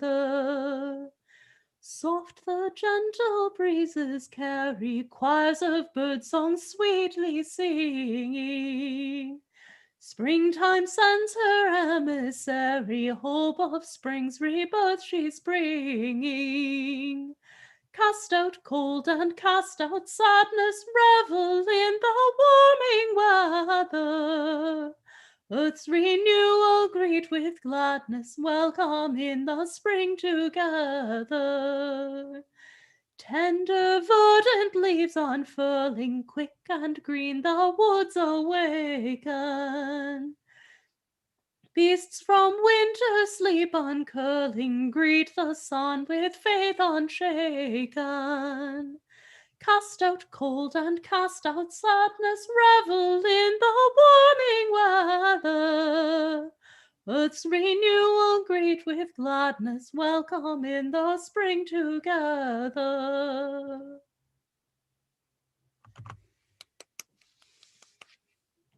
Let's give the sign language applause. Thank you. Thank you, Thank you. Aasa. You, of course, as always, your beautiful voice and your creative genius when it comes to adapting period music to the SCA or this whatever is out there. You're so good at it. So, and I'm Thank you. just like trying not to be like the proud Laurel is like, look at my apprentice, isn't she amazing? But I am totally like, look at my apprentice, isn't she amazing? She's mine. I licked her. I mean, true. I think, it goes around usually, the licking. Yeah. So actually, circle. the ring token you gave me? Yes. Totally wearing it for You're this wearing show. it, yes. So that's my thing that I give all of my my apprentices. I am not wearing mine tonight. I lost mine somewhere in here. But it's a little ring that it looks very similar to my device. And so I give it to my apprentices as a little token of, you're mine. Yep, there it is. Yeah, yep.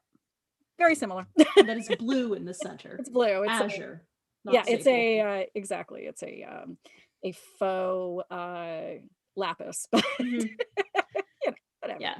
It's super pretty and I love it. Well, thank you. I love you. So shall we do commercial break? Yes. Right. 2, 1. All right. Mwah.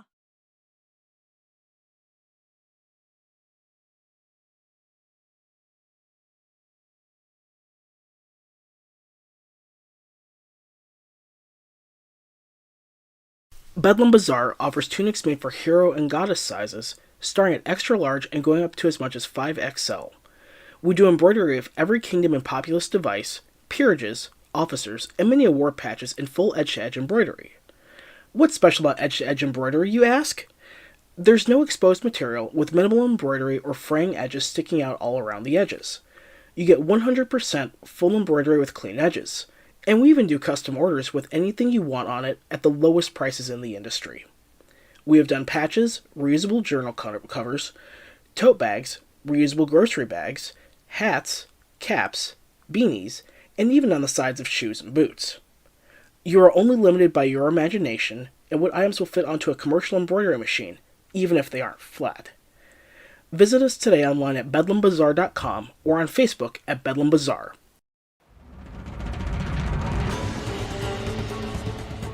The Practical Viking strives to create well-researched, handcrafted items for all levels of reenactment. The use of linen, wool, and silk make our clothing and accessories comfortable for working, rowing, farming, and playing. We hand-finish most of our items and try to bring our customers the best in economical Viking wares. In addition to textiles, we have toys and games, household goods, and jewelry. You can find us at practicalviking.com or on Facebook at The Practical Viking. Come see us soon!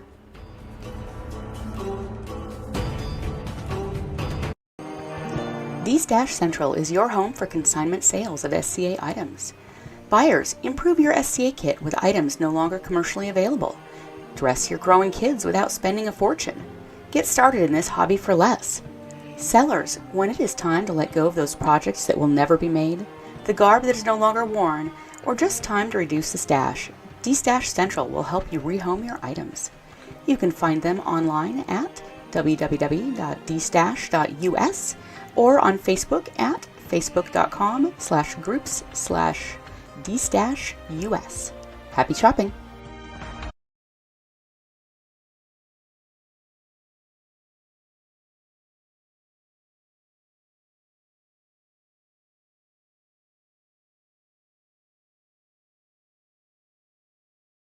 Bedlam Bazaar offers tunics made for hero and goddess sizes, starting at extra large and going up to as much as 5XL. We do embroidery of every kingdom and populous device, peerages, officers, and many award patches in full edge-to-edge embroidery. What's special about edge-to-edge embroidery, you ask? There's no exposed material with minimal embroidery or fraying edges sticking out all around the edges. You get 100% full embroidery with clean edges. And we even do custom orders with anything you want on it at the lowest prices in the industry. We have done patches, reusable journal covers, tote bags, reusable grocery bags, hats, caps, beanies, and even on the sides of shoes and boots. You are only limited by your imagination and what items will fit onto a commercial embroidery machine, even if they aren't flat. Visit us today online at bedlambazaar.com or on Facebook at Bedlam Bazaar.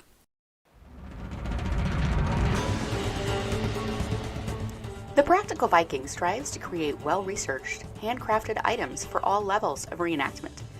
The use of linen, wool, and silk make our clothing and accessories comfortable for working, rowing, farming, and playing. We hand-finish most of our items and try to bring our customers the best in economical Viking wares. In addition to textiles, we have toys and games, household goods, and jewelry. You can find us at practicalviking.com or on Facebook at The Practical Viking. Come see us soon!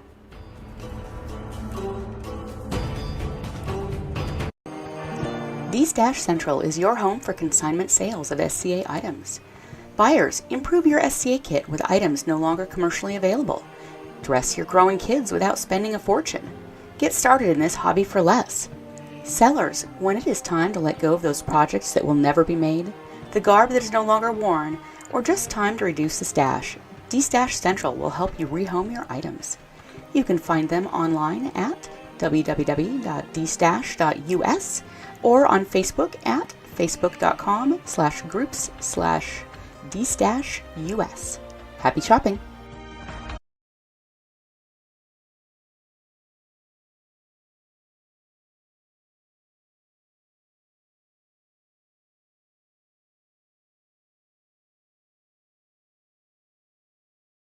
Bedlam Bazaar offers tunics made for hero.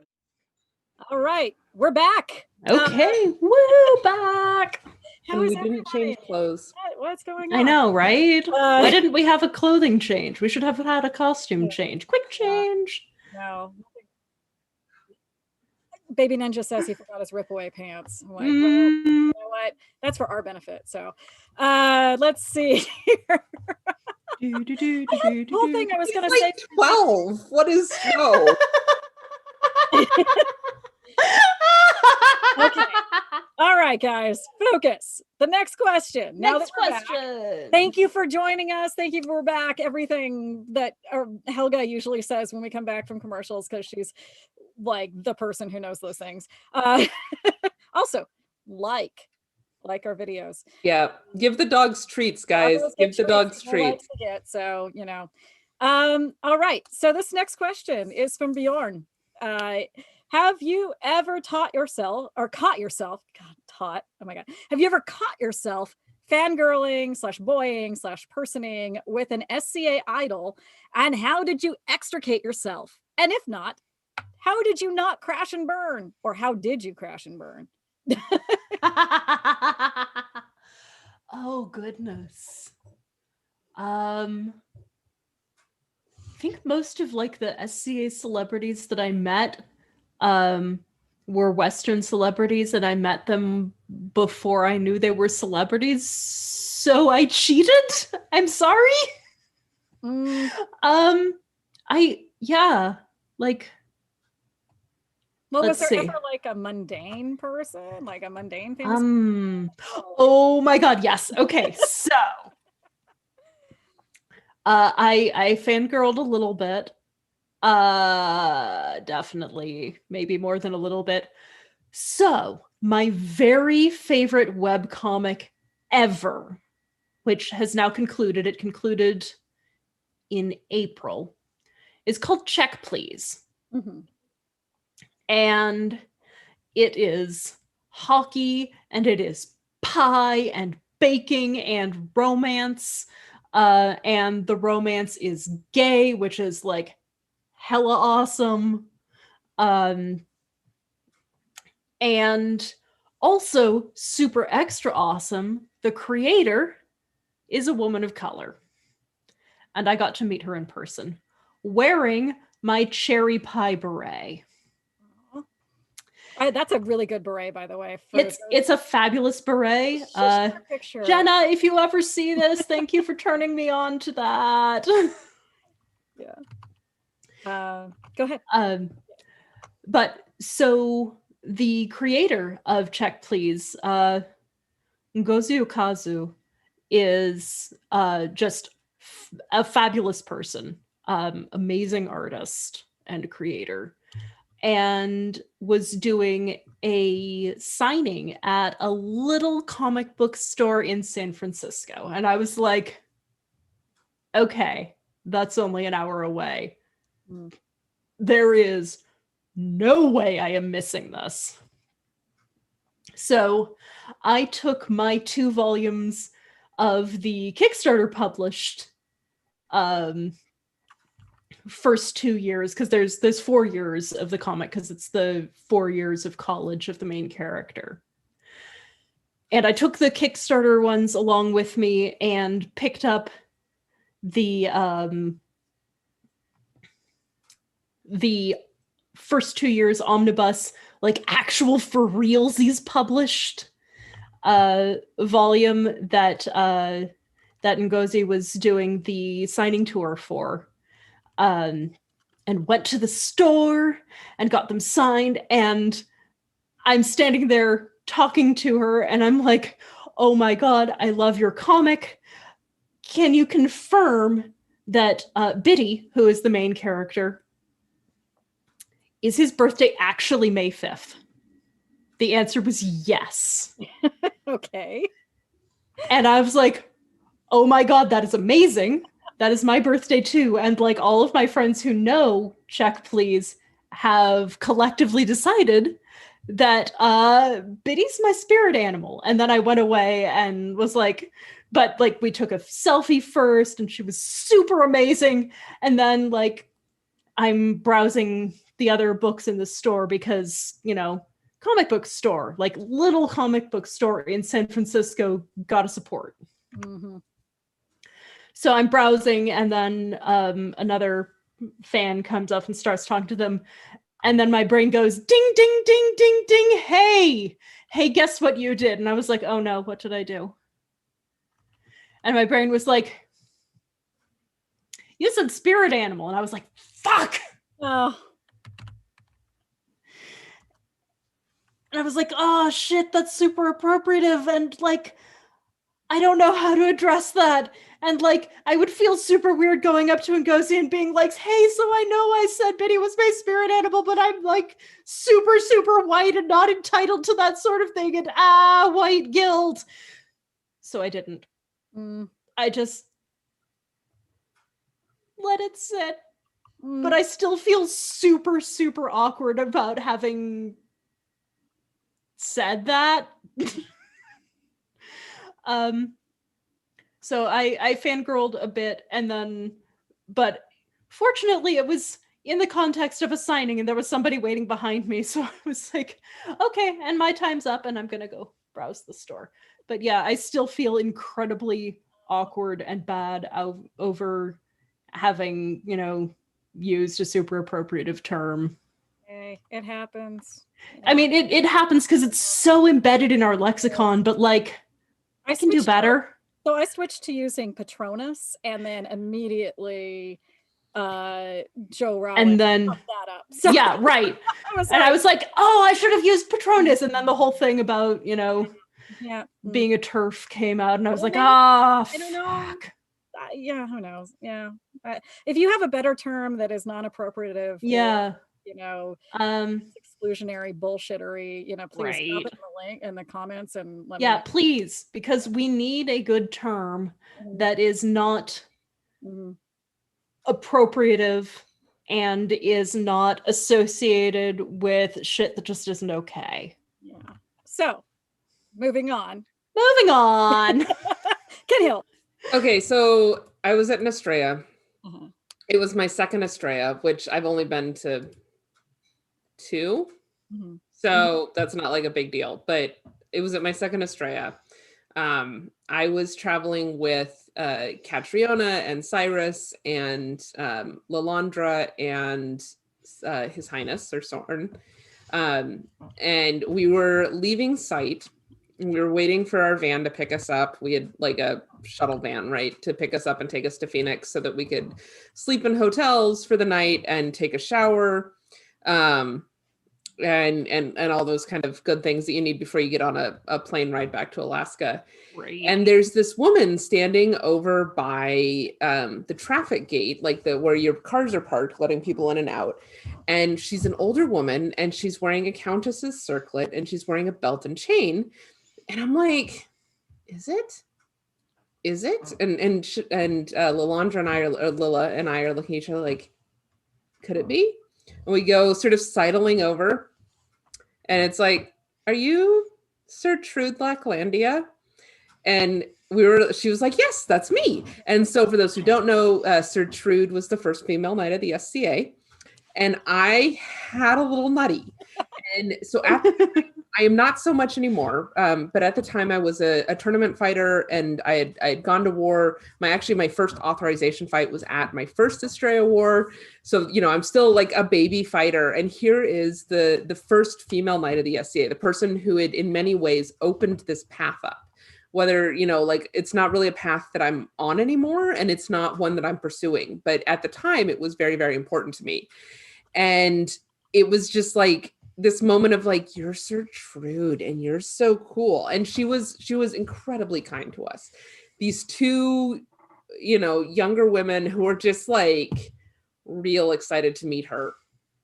And there was I'd actually read up quite a lot on her before I met her, because that's what I do. Like that's my nature. It's like I hear about something neat and I'm like, I need to learn all the things. And so there's this poem about her that I think has also been set to music, called I'll See Your 6 and Raise You 35, which is a story about how when she was living out east, she was in New York City, and she got, somebody attempted to mug her on her way to a feast, only she was wearing chainmail, so they cut the chainmail, which doesn't cut. And then she's like, I'll see your 6, and pulls her sword and raise you 35. And so I'm like, I gotta know, is this real? Right? Like, I gotta know. It turns out it's not entirely real. Like, she didn't actually pull a sword, she pulled a knife. But she had also like learned knife fighting fairly young. So she was not afraid, and she was dressed to go to a feast, which if nothing else, you're wearing more layers than you might typically. So she was fine. She took care of that shit. She handled herself. My headdress is falling off my head as we speak. Pins, you gotta do pins. Wait, okay. So on the list of things that went wrong this evening, when I was going to put on my Brigida's cap to pin all of this to, it ripped. So it's like held on by just sort of tension and God's grace, right? Let me show really quickly for those who don't know what a Saint Brigida is. Yeah. I have one that's pinning my crap together. It's right. It's basically the underlayer for all of this. And now that this is off, I'm just going to leave it off. Mine is currently sitting right here and like slowly slipping back my head. Not the point. The point is Sir Trude Lacklandia was a phenomenal human being. She absolutely treated us with the kindness that maybe we didn't deserve because we were a little too enthusiastic. But she was phenomenal, and my opinion of her has been nothing but positive since. So that is my story. I didn't crash and burn. I was extricated very kindly by Kathy and DJ, Katrina and Cyrus when when our van arrived, and they were just like, "Come with us, young ladies. Please get on the thing." And then I screwed up by demanding In-N-Out burger because I needed my In-N-Out because there was an In-N-Out and. I have feelings. But anyway, that's my story. Tulia. And I'm going to take my headdress off. Yeah, now that I took mine off, now I'm cold. So I'm like, oh God. What's weird is I don't fangirl, obviously. I used to work in radio promotions specifically. And so I was very, around famous people a lot, and so you get used to this person, there's the guys from Seven Dust singing me happy birthday in the parking lot, as one does when it's 1999 and people still care about Seven Dust. That's where I kind of come from. The only handful of times that I've caught myself of actually being like, holy shit, is one, Duke Radnor cannot like come within 25 feet of me without me being like, Like completely losing my calm. Like, there is no chill. I'm just like, and have to be like, play it cool, Sarah. Just play it cool. Like, he doesn't need to know that he knows. He knows. Come on, he's Radnor. He knows. But he's somebody I see frequently, so not a big deal. But the other instance. Oh, a couple of years ago, I was in London for a. This is a mundane one. I was in London for a costume conference. And Lucy Worsley, who, if you follow any sort of like British history, costume history, anything, Lucy Worsley is this tiny little blonde girl who, I should say, woman. She is a woman. She's like probably 3 years older than I am, but tiny little blonde woman, about my height. And she does these brilliant series. Just Google a name if you haven't found her organically, because she's like ridiculously famous with her documentary series about the lives of various medieval famous people and situations and stuff. And she often does them in costume. The costumes frequently are costumes that are made by a friend of mine, Ninya Michaela. So I'm always like, oh, cool. It's another thing that has Ninya stuff in it.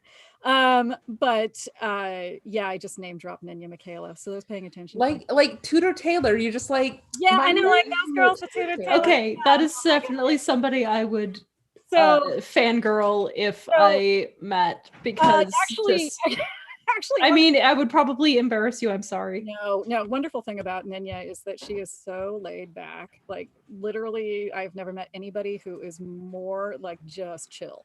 And that just immediately will put you right at ease. I knew her. She actually was a friend of a friend. We got introduced to one another very, very early on, both of us still in our 20s at this point. She had not gone on to form Tudor Taylor with Jane Malcolm Davies, who was also rad.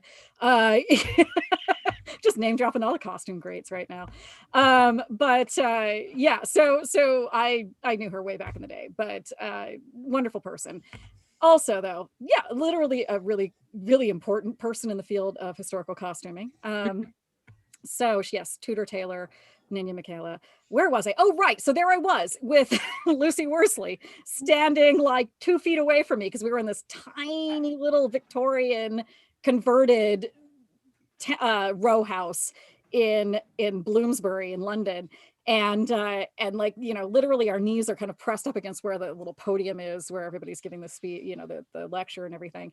And there's Lucy Worsley, and like, oh God, I had to contain myself. She was very nice though. Let's see. The other one was Emmylou Harris once asked me where the bathroom was, and I nearly died because it's Emmylou goddamn Harris. And that kind of covers all of it. By the way, Kinehild, your hair is beautiful. Thank you. It really is. How pretty you are. And your pretty coronet and your beautiful tresses. You are like a pre-Raphaelite vision. You're like the lady of Shalott. No. You know what? Yes. What? No. With the gorgeous blonde waves, you are like straight out of the Maness Codex. Oh, yes. There you go. Okay, so love that you. thing about toe beans, drink, you fools. You're touching them, and it makes me uncomfortable. Okay, we'll move on to the next question. No, really quick. I love you.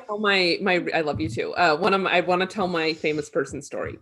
Yes. So, I live in Alaska, where we don't typically, like, when famous people come to Alaska, they fly into Alaska and then they immediately fly out to a private lodge. So you never actually see them around town. Mm-hmm.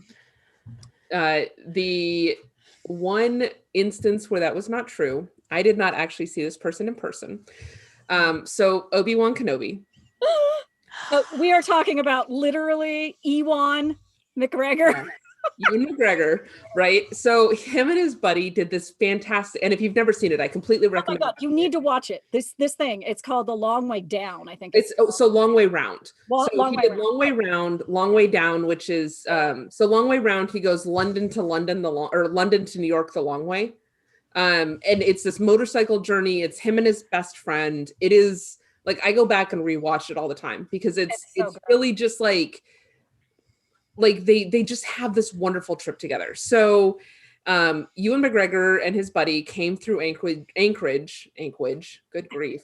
Interject for a second. Anchorage. You know who his buddy Came is? through Anchorage on the long way round, Yeah. and they came through the Army Navy shop. And at that summer, I was working as a canvasser for the Alaska Democratic Party, which is, please, if anybody knocks on your door about political stuff, just be nice to them. Like, don't be a rude person. Just be like, hey, you're doing a job. You're a volunteer. If they're a volunteer, right? Like, just treat them with a little human kindness, because it is a pretty shitty experience. So I was working as a canvasser, and one of the people I was working with, her parents owned the Army Navy store, were co-owners of the Army Navy store. So she would work, some days she'd work with us, some days she worked there. And so the day she was working was the day he came in with some of the crew and bought some like replacement clothes, because they had just taken their motorcycles across Russia and they needed some new gear. Yeah, that Mongolian part of that episode is amazing. It's right. And apparently he was just like super nice. Yeah. He was very chatty. He treated the staff excellently. Right. And so like the next day we all get secondhand, like Ewan McGregor sort of, like we were talking about D&D before this, like it was a buff, right? Like we got a little buff off of like the coolness of Ewan McGregor. And we were just like, we have secondhand experience with Obi-Wan Kenobi. And he, and like, I don't need to, I know I don't need to explain this to people, but like, I have a little bit of a punk thing, and Train Spotting was kind of a moment for me. And Ewan McGregor, Ewan McGregor, let me tell you what, like, would not kick him out of bed for eating crackers. No. So it was like, it's gonna be like, honey, let me get a fresh change of sheets, and then we can go right back to what we were doing. Right, but it was just very much like staring at him. Like her level of cool in our group, went from like, okay, she was already pretty cool, but like from there up to like crank it up to 11, and we were just like, you saw Ewan McGregor in person. Like we were all having a nutty. Later that summer we met shit, I just said his name, the president from Georgia, peanut farmer. Oh, Carter, Jimmy Carter. So later that summer, Jimmy Carter was in Anchorage, Alaska at the Bears, or at Moose's Tooth, having Moose's Tooth pizza. And that was not as cool as the secondhand Ewan McGregor experience. So sorry, Jimmy Carter. Jimmy Carter also phenomenal human being, truly, in fact, a phenomenal human being, probably in terms of phenomenal people, better than Ewan McGregor. I'm sorry, Ewan, I still love you.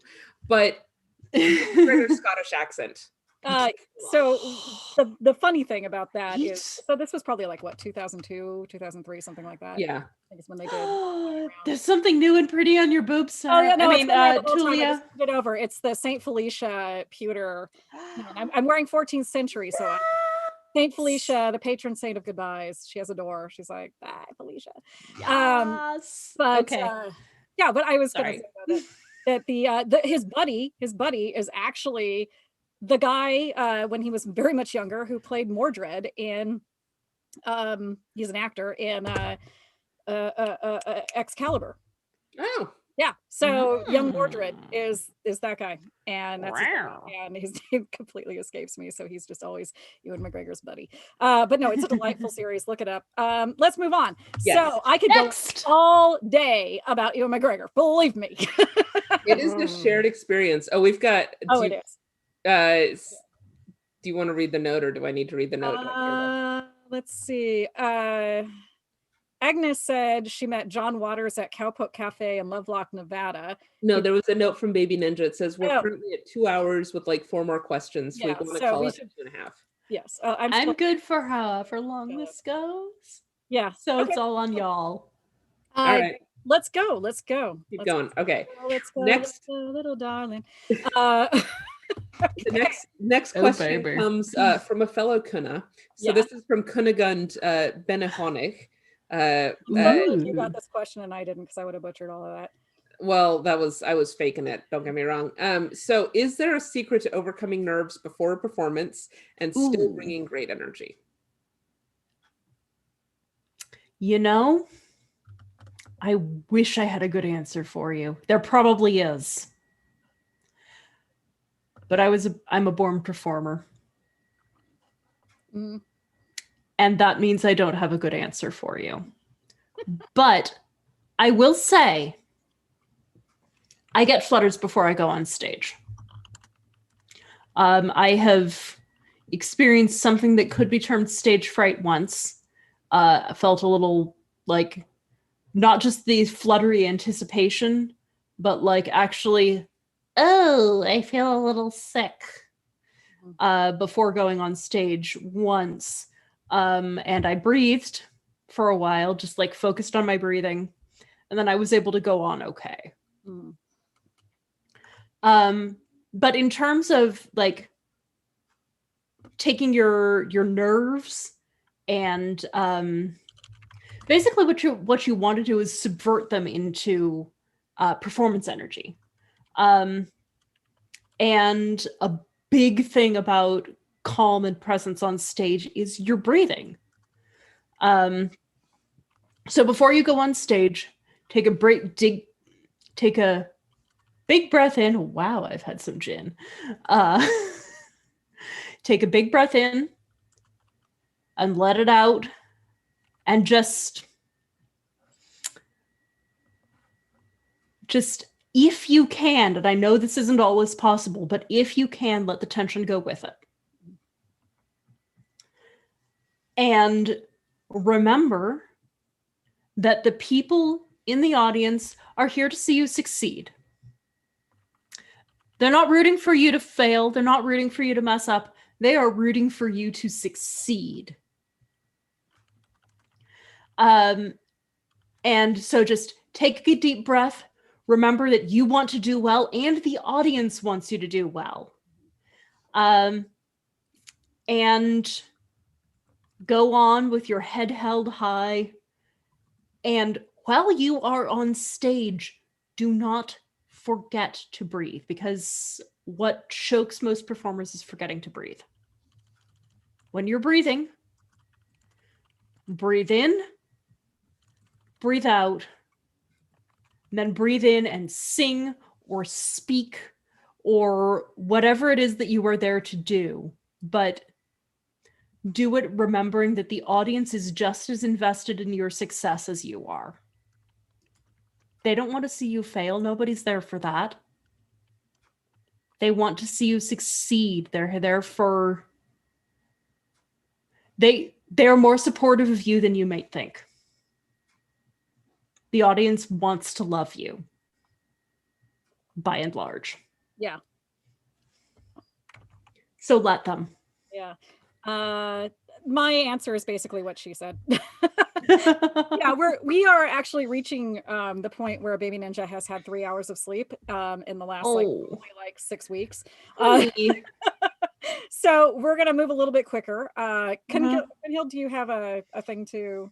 Yeah, real quick, my answer is practice. So I'm more a storyteller than a singer, and for me, once like I like to just make sure that I have the bones of the story down.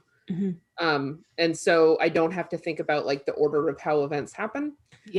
So just get those bones down, and then it's a lot of just sort of vamping as you go. Reading the room.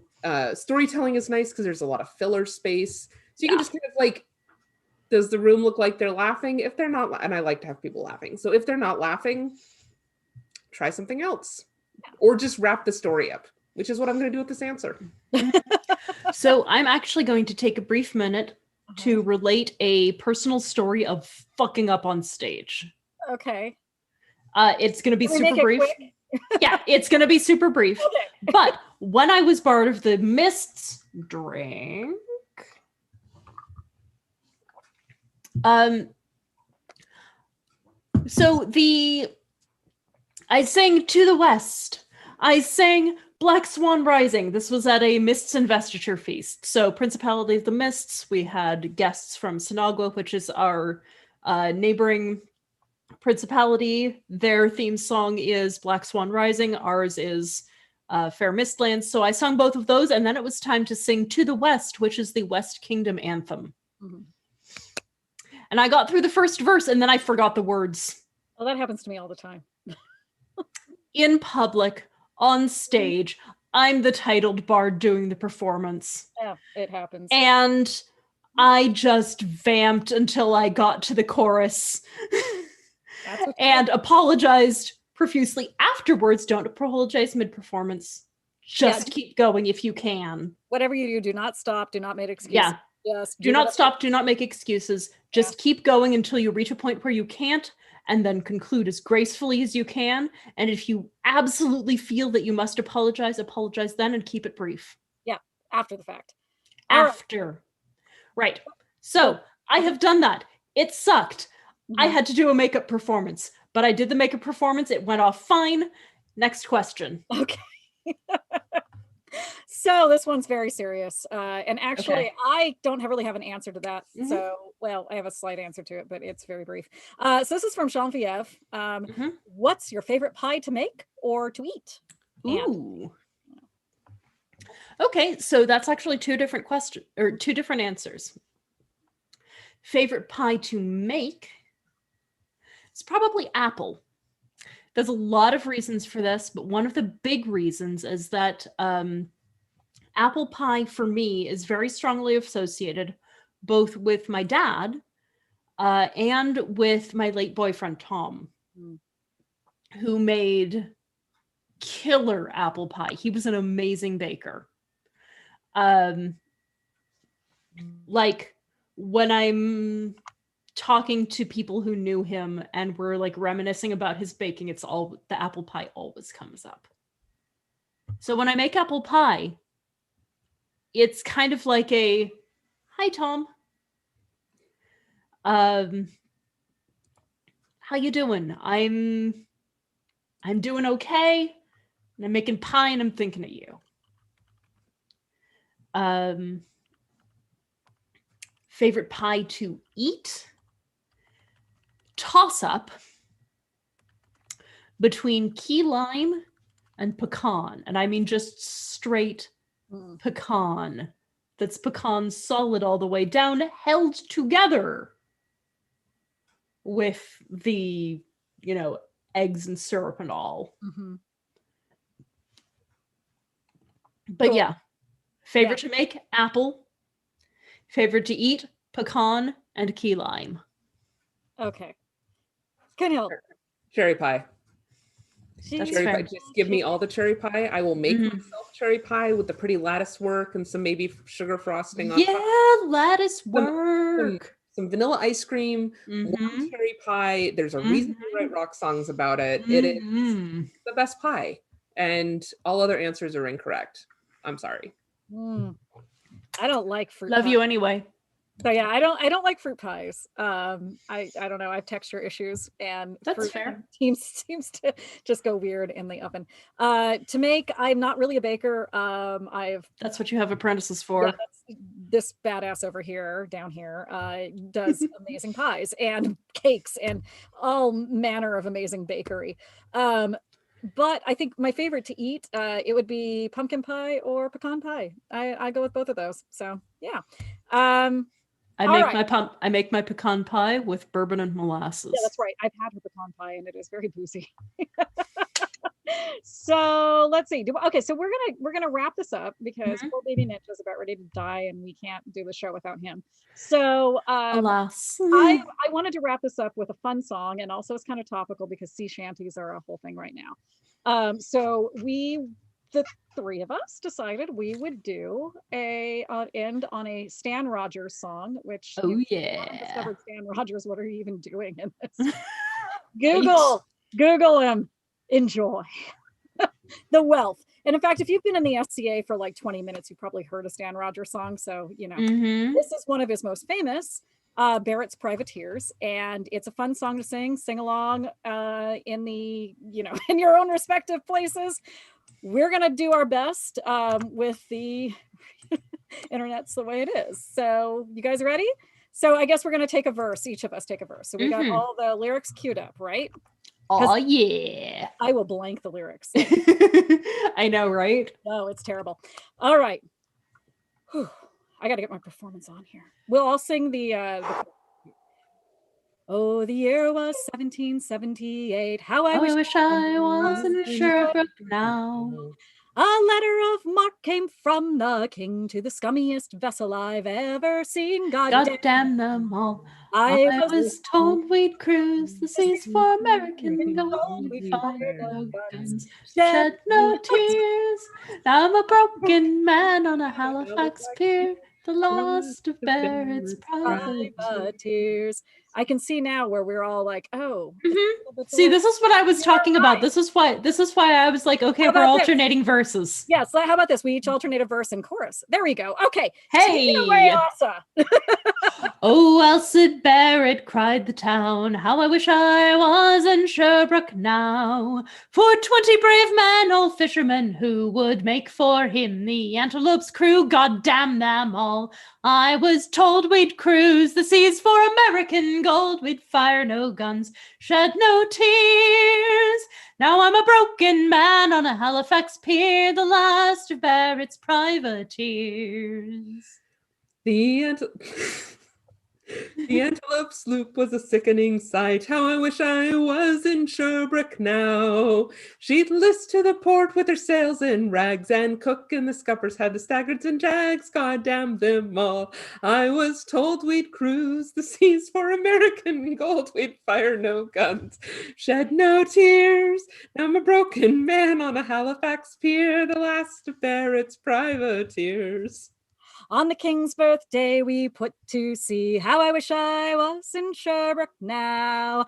91 days to Montego Bay, a pumping like madmen all the way. God damn them all. I was told we'd cruise the seas for American gold. We'd fire no guns, shed no tears. Now I'm a broken man on the Halifax pier, the last of Barrett's privateers. On the 96th day we sailed again. How I wish I was in Sherbrooke now. When a great big Yankee hove in sight, with our cracked 4-pounders we made to fight. God damn them all. I was told we'd cruise the seas for American gold. We'd fire no guns, shed no tears. Now I'm a broken man on a Halifax pier, the last of Barrett's privateers. The Yankee laid down. It is hard to sing with you guys. You're both Sorry. good, and I'm like, the Yankee No, laid keep doing it. Go. Don't Honey, make I it. love your voice. laid Keep singing. down low No with gold. apologies. How I wish I was in Sherbrooke now. She was broad and fat and loose in stays, but to catch her took the Antelope 2 whole days. God damn them all. I was told we'd cruise the seas for American gold. We would fire no guns, shed no tears. Now I'm a broken man on a Halifax pier, the last of Barrett's privateers.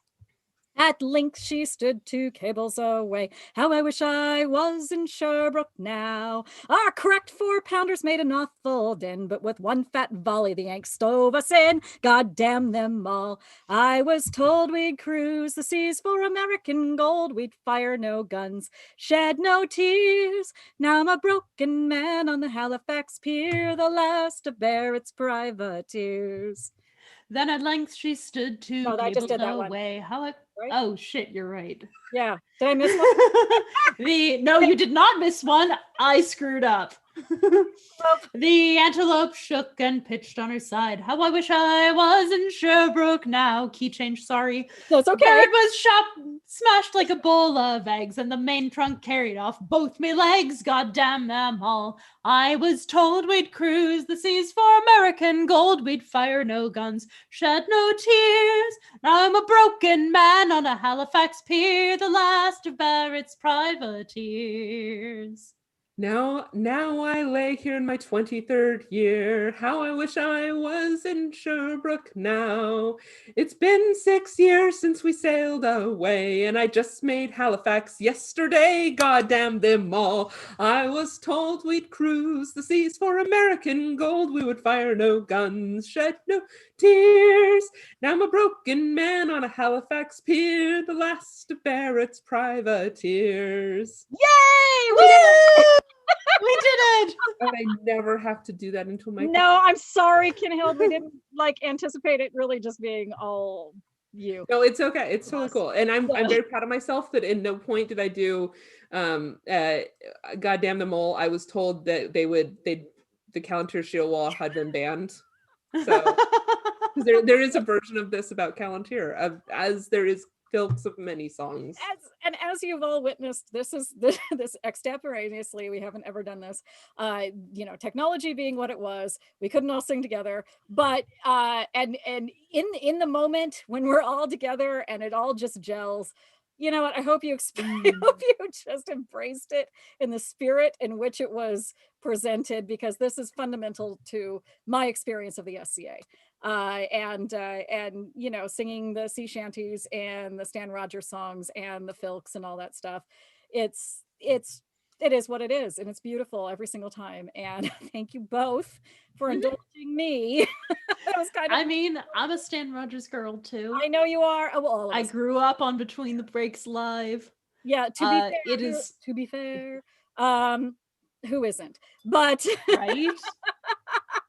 If you don't know who Stan Rogers is, look him up and listen to everything. That's so good. Okay, so you'll thank yourself. What we're gonna do is we're going to wrap this up. We're not going to do any chat submitted questions. Sorry, guys, running out of time.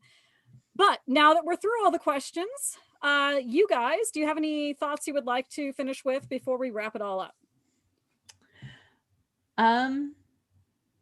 Let's see. First off, y'all are wonderful.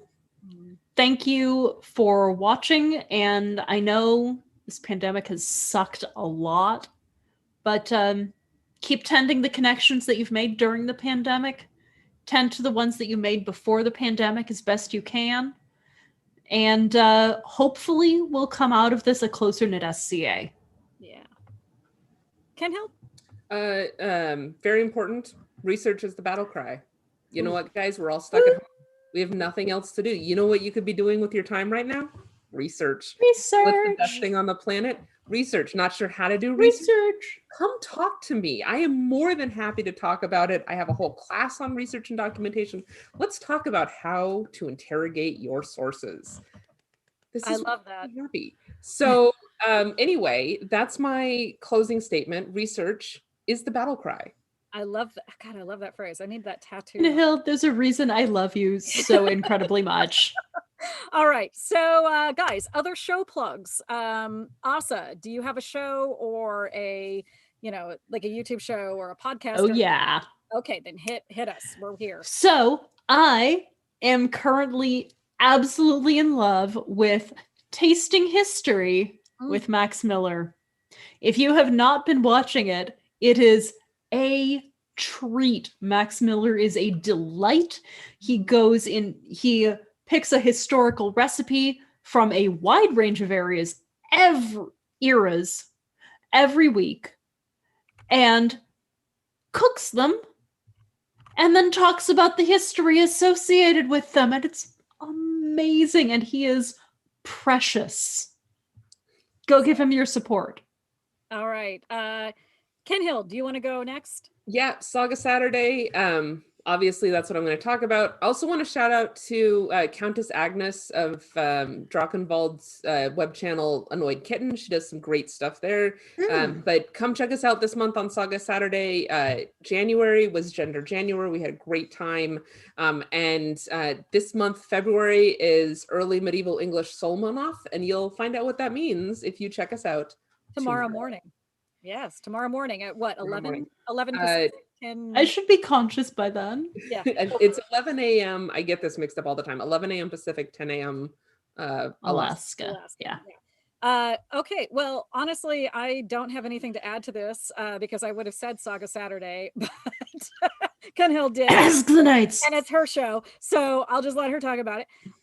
So commercial updates. SCA merchants, if you wish to have an add a commercial on Between Two Peers, please contact one of us for details about what is needed so we can pimp you out on the show. We want to do that. We want to bring, money however much we can with your exposure. Please note that we will be limiting them to 1 or 2 a show. We kind of maybe don't always adhere to that, but but anyway, thank you all of you. Thank you to guest and guest host and all of you watching this for continuing to tune in and support the show. Yes, we're still working on merch, and I swear to God, it will actually happen at some point. More merch, updated merch. In the meantime, you can go to the Redbubble site. That's Redbubble. Just look for Between Two Peers. It should come right up. So we'll see you next Friday when me and Danger Muppet are going to be interviewing Her Royal Highness of Belt, Mineko. And that should be literally ridiculous fun. So come back next Friday and enjoy the show. So like and follow us on Facebook at Between Two Peers to catch all of our updates, all of the information about upcoming contests. We haven't done one in a while. Maybe we should. General shenaniganry and all the other fun stuff of the week. So your enthusiasm 1,000,000% makes this show what it is. And we couldn't do it without you guys watching. So, I mean, we could, but you know, if a tree falls in a forest, was it a tree? I don't know. That's kind of how I feel about the show. You guys make it awesome. And you know who else makes it awesome is Baby Ninja, who is clearly passing out right now because he's had a very, very long week. So did not mean to be like, oh my God. So we're going to wrap it up. If you want to hop down to the Discord, we'll have an after show chat. Me and the hosts or host and guest should be down there if they so choose. And we'll be just hanging out and shooting the shit. So bye.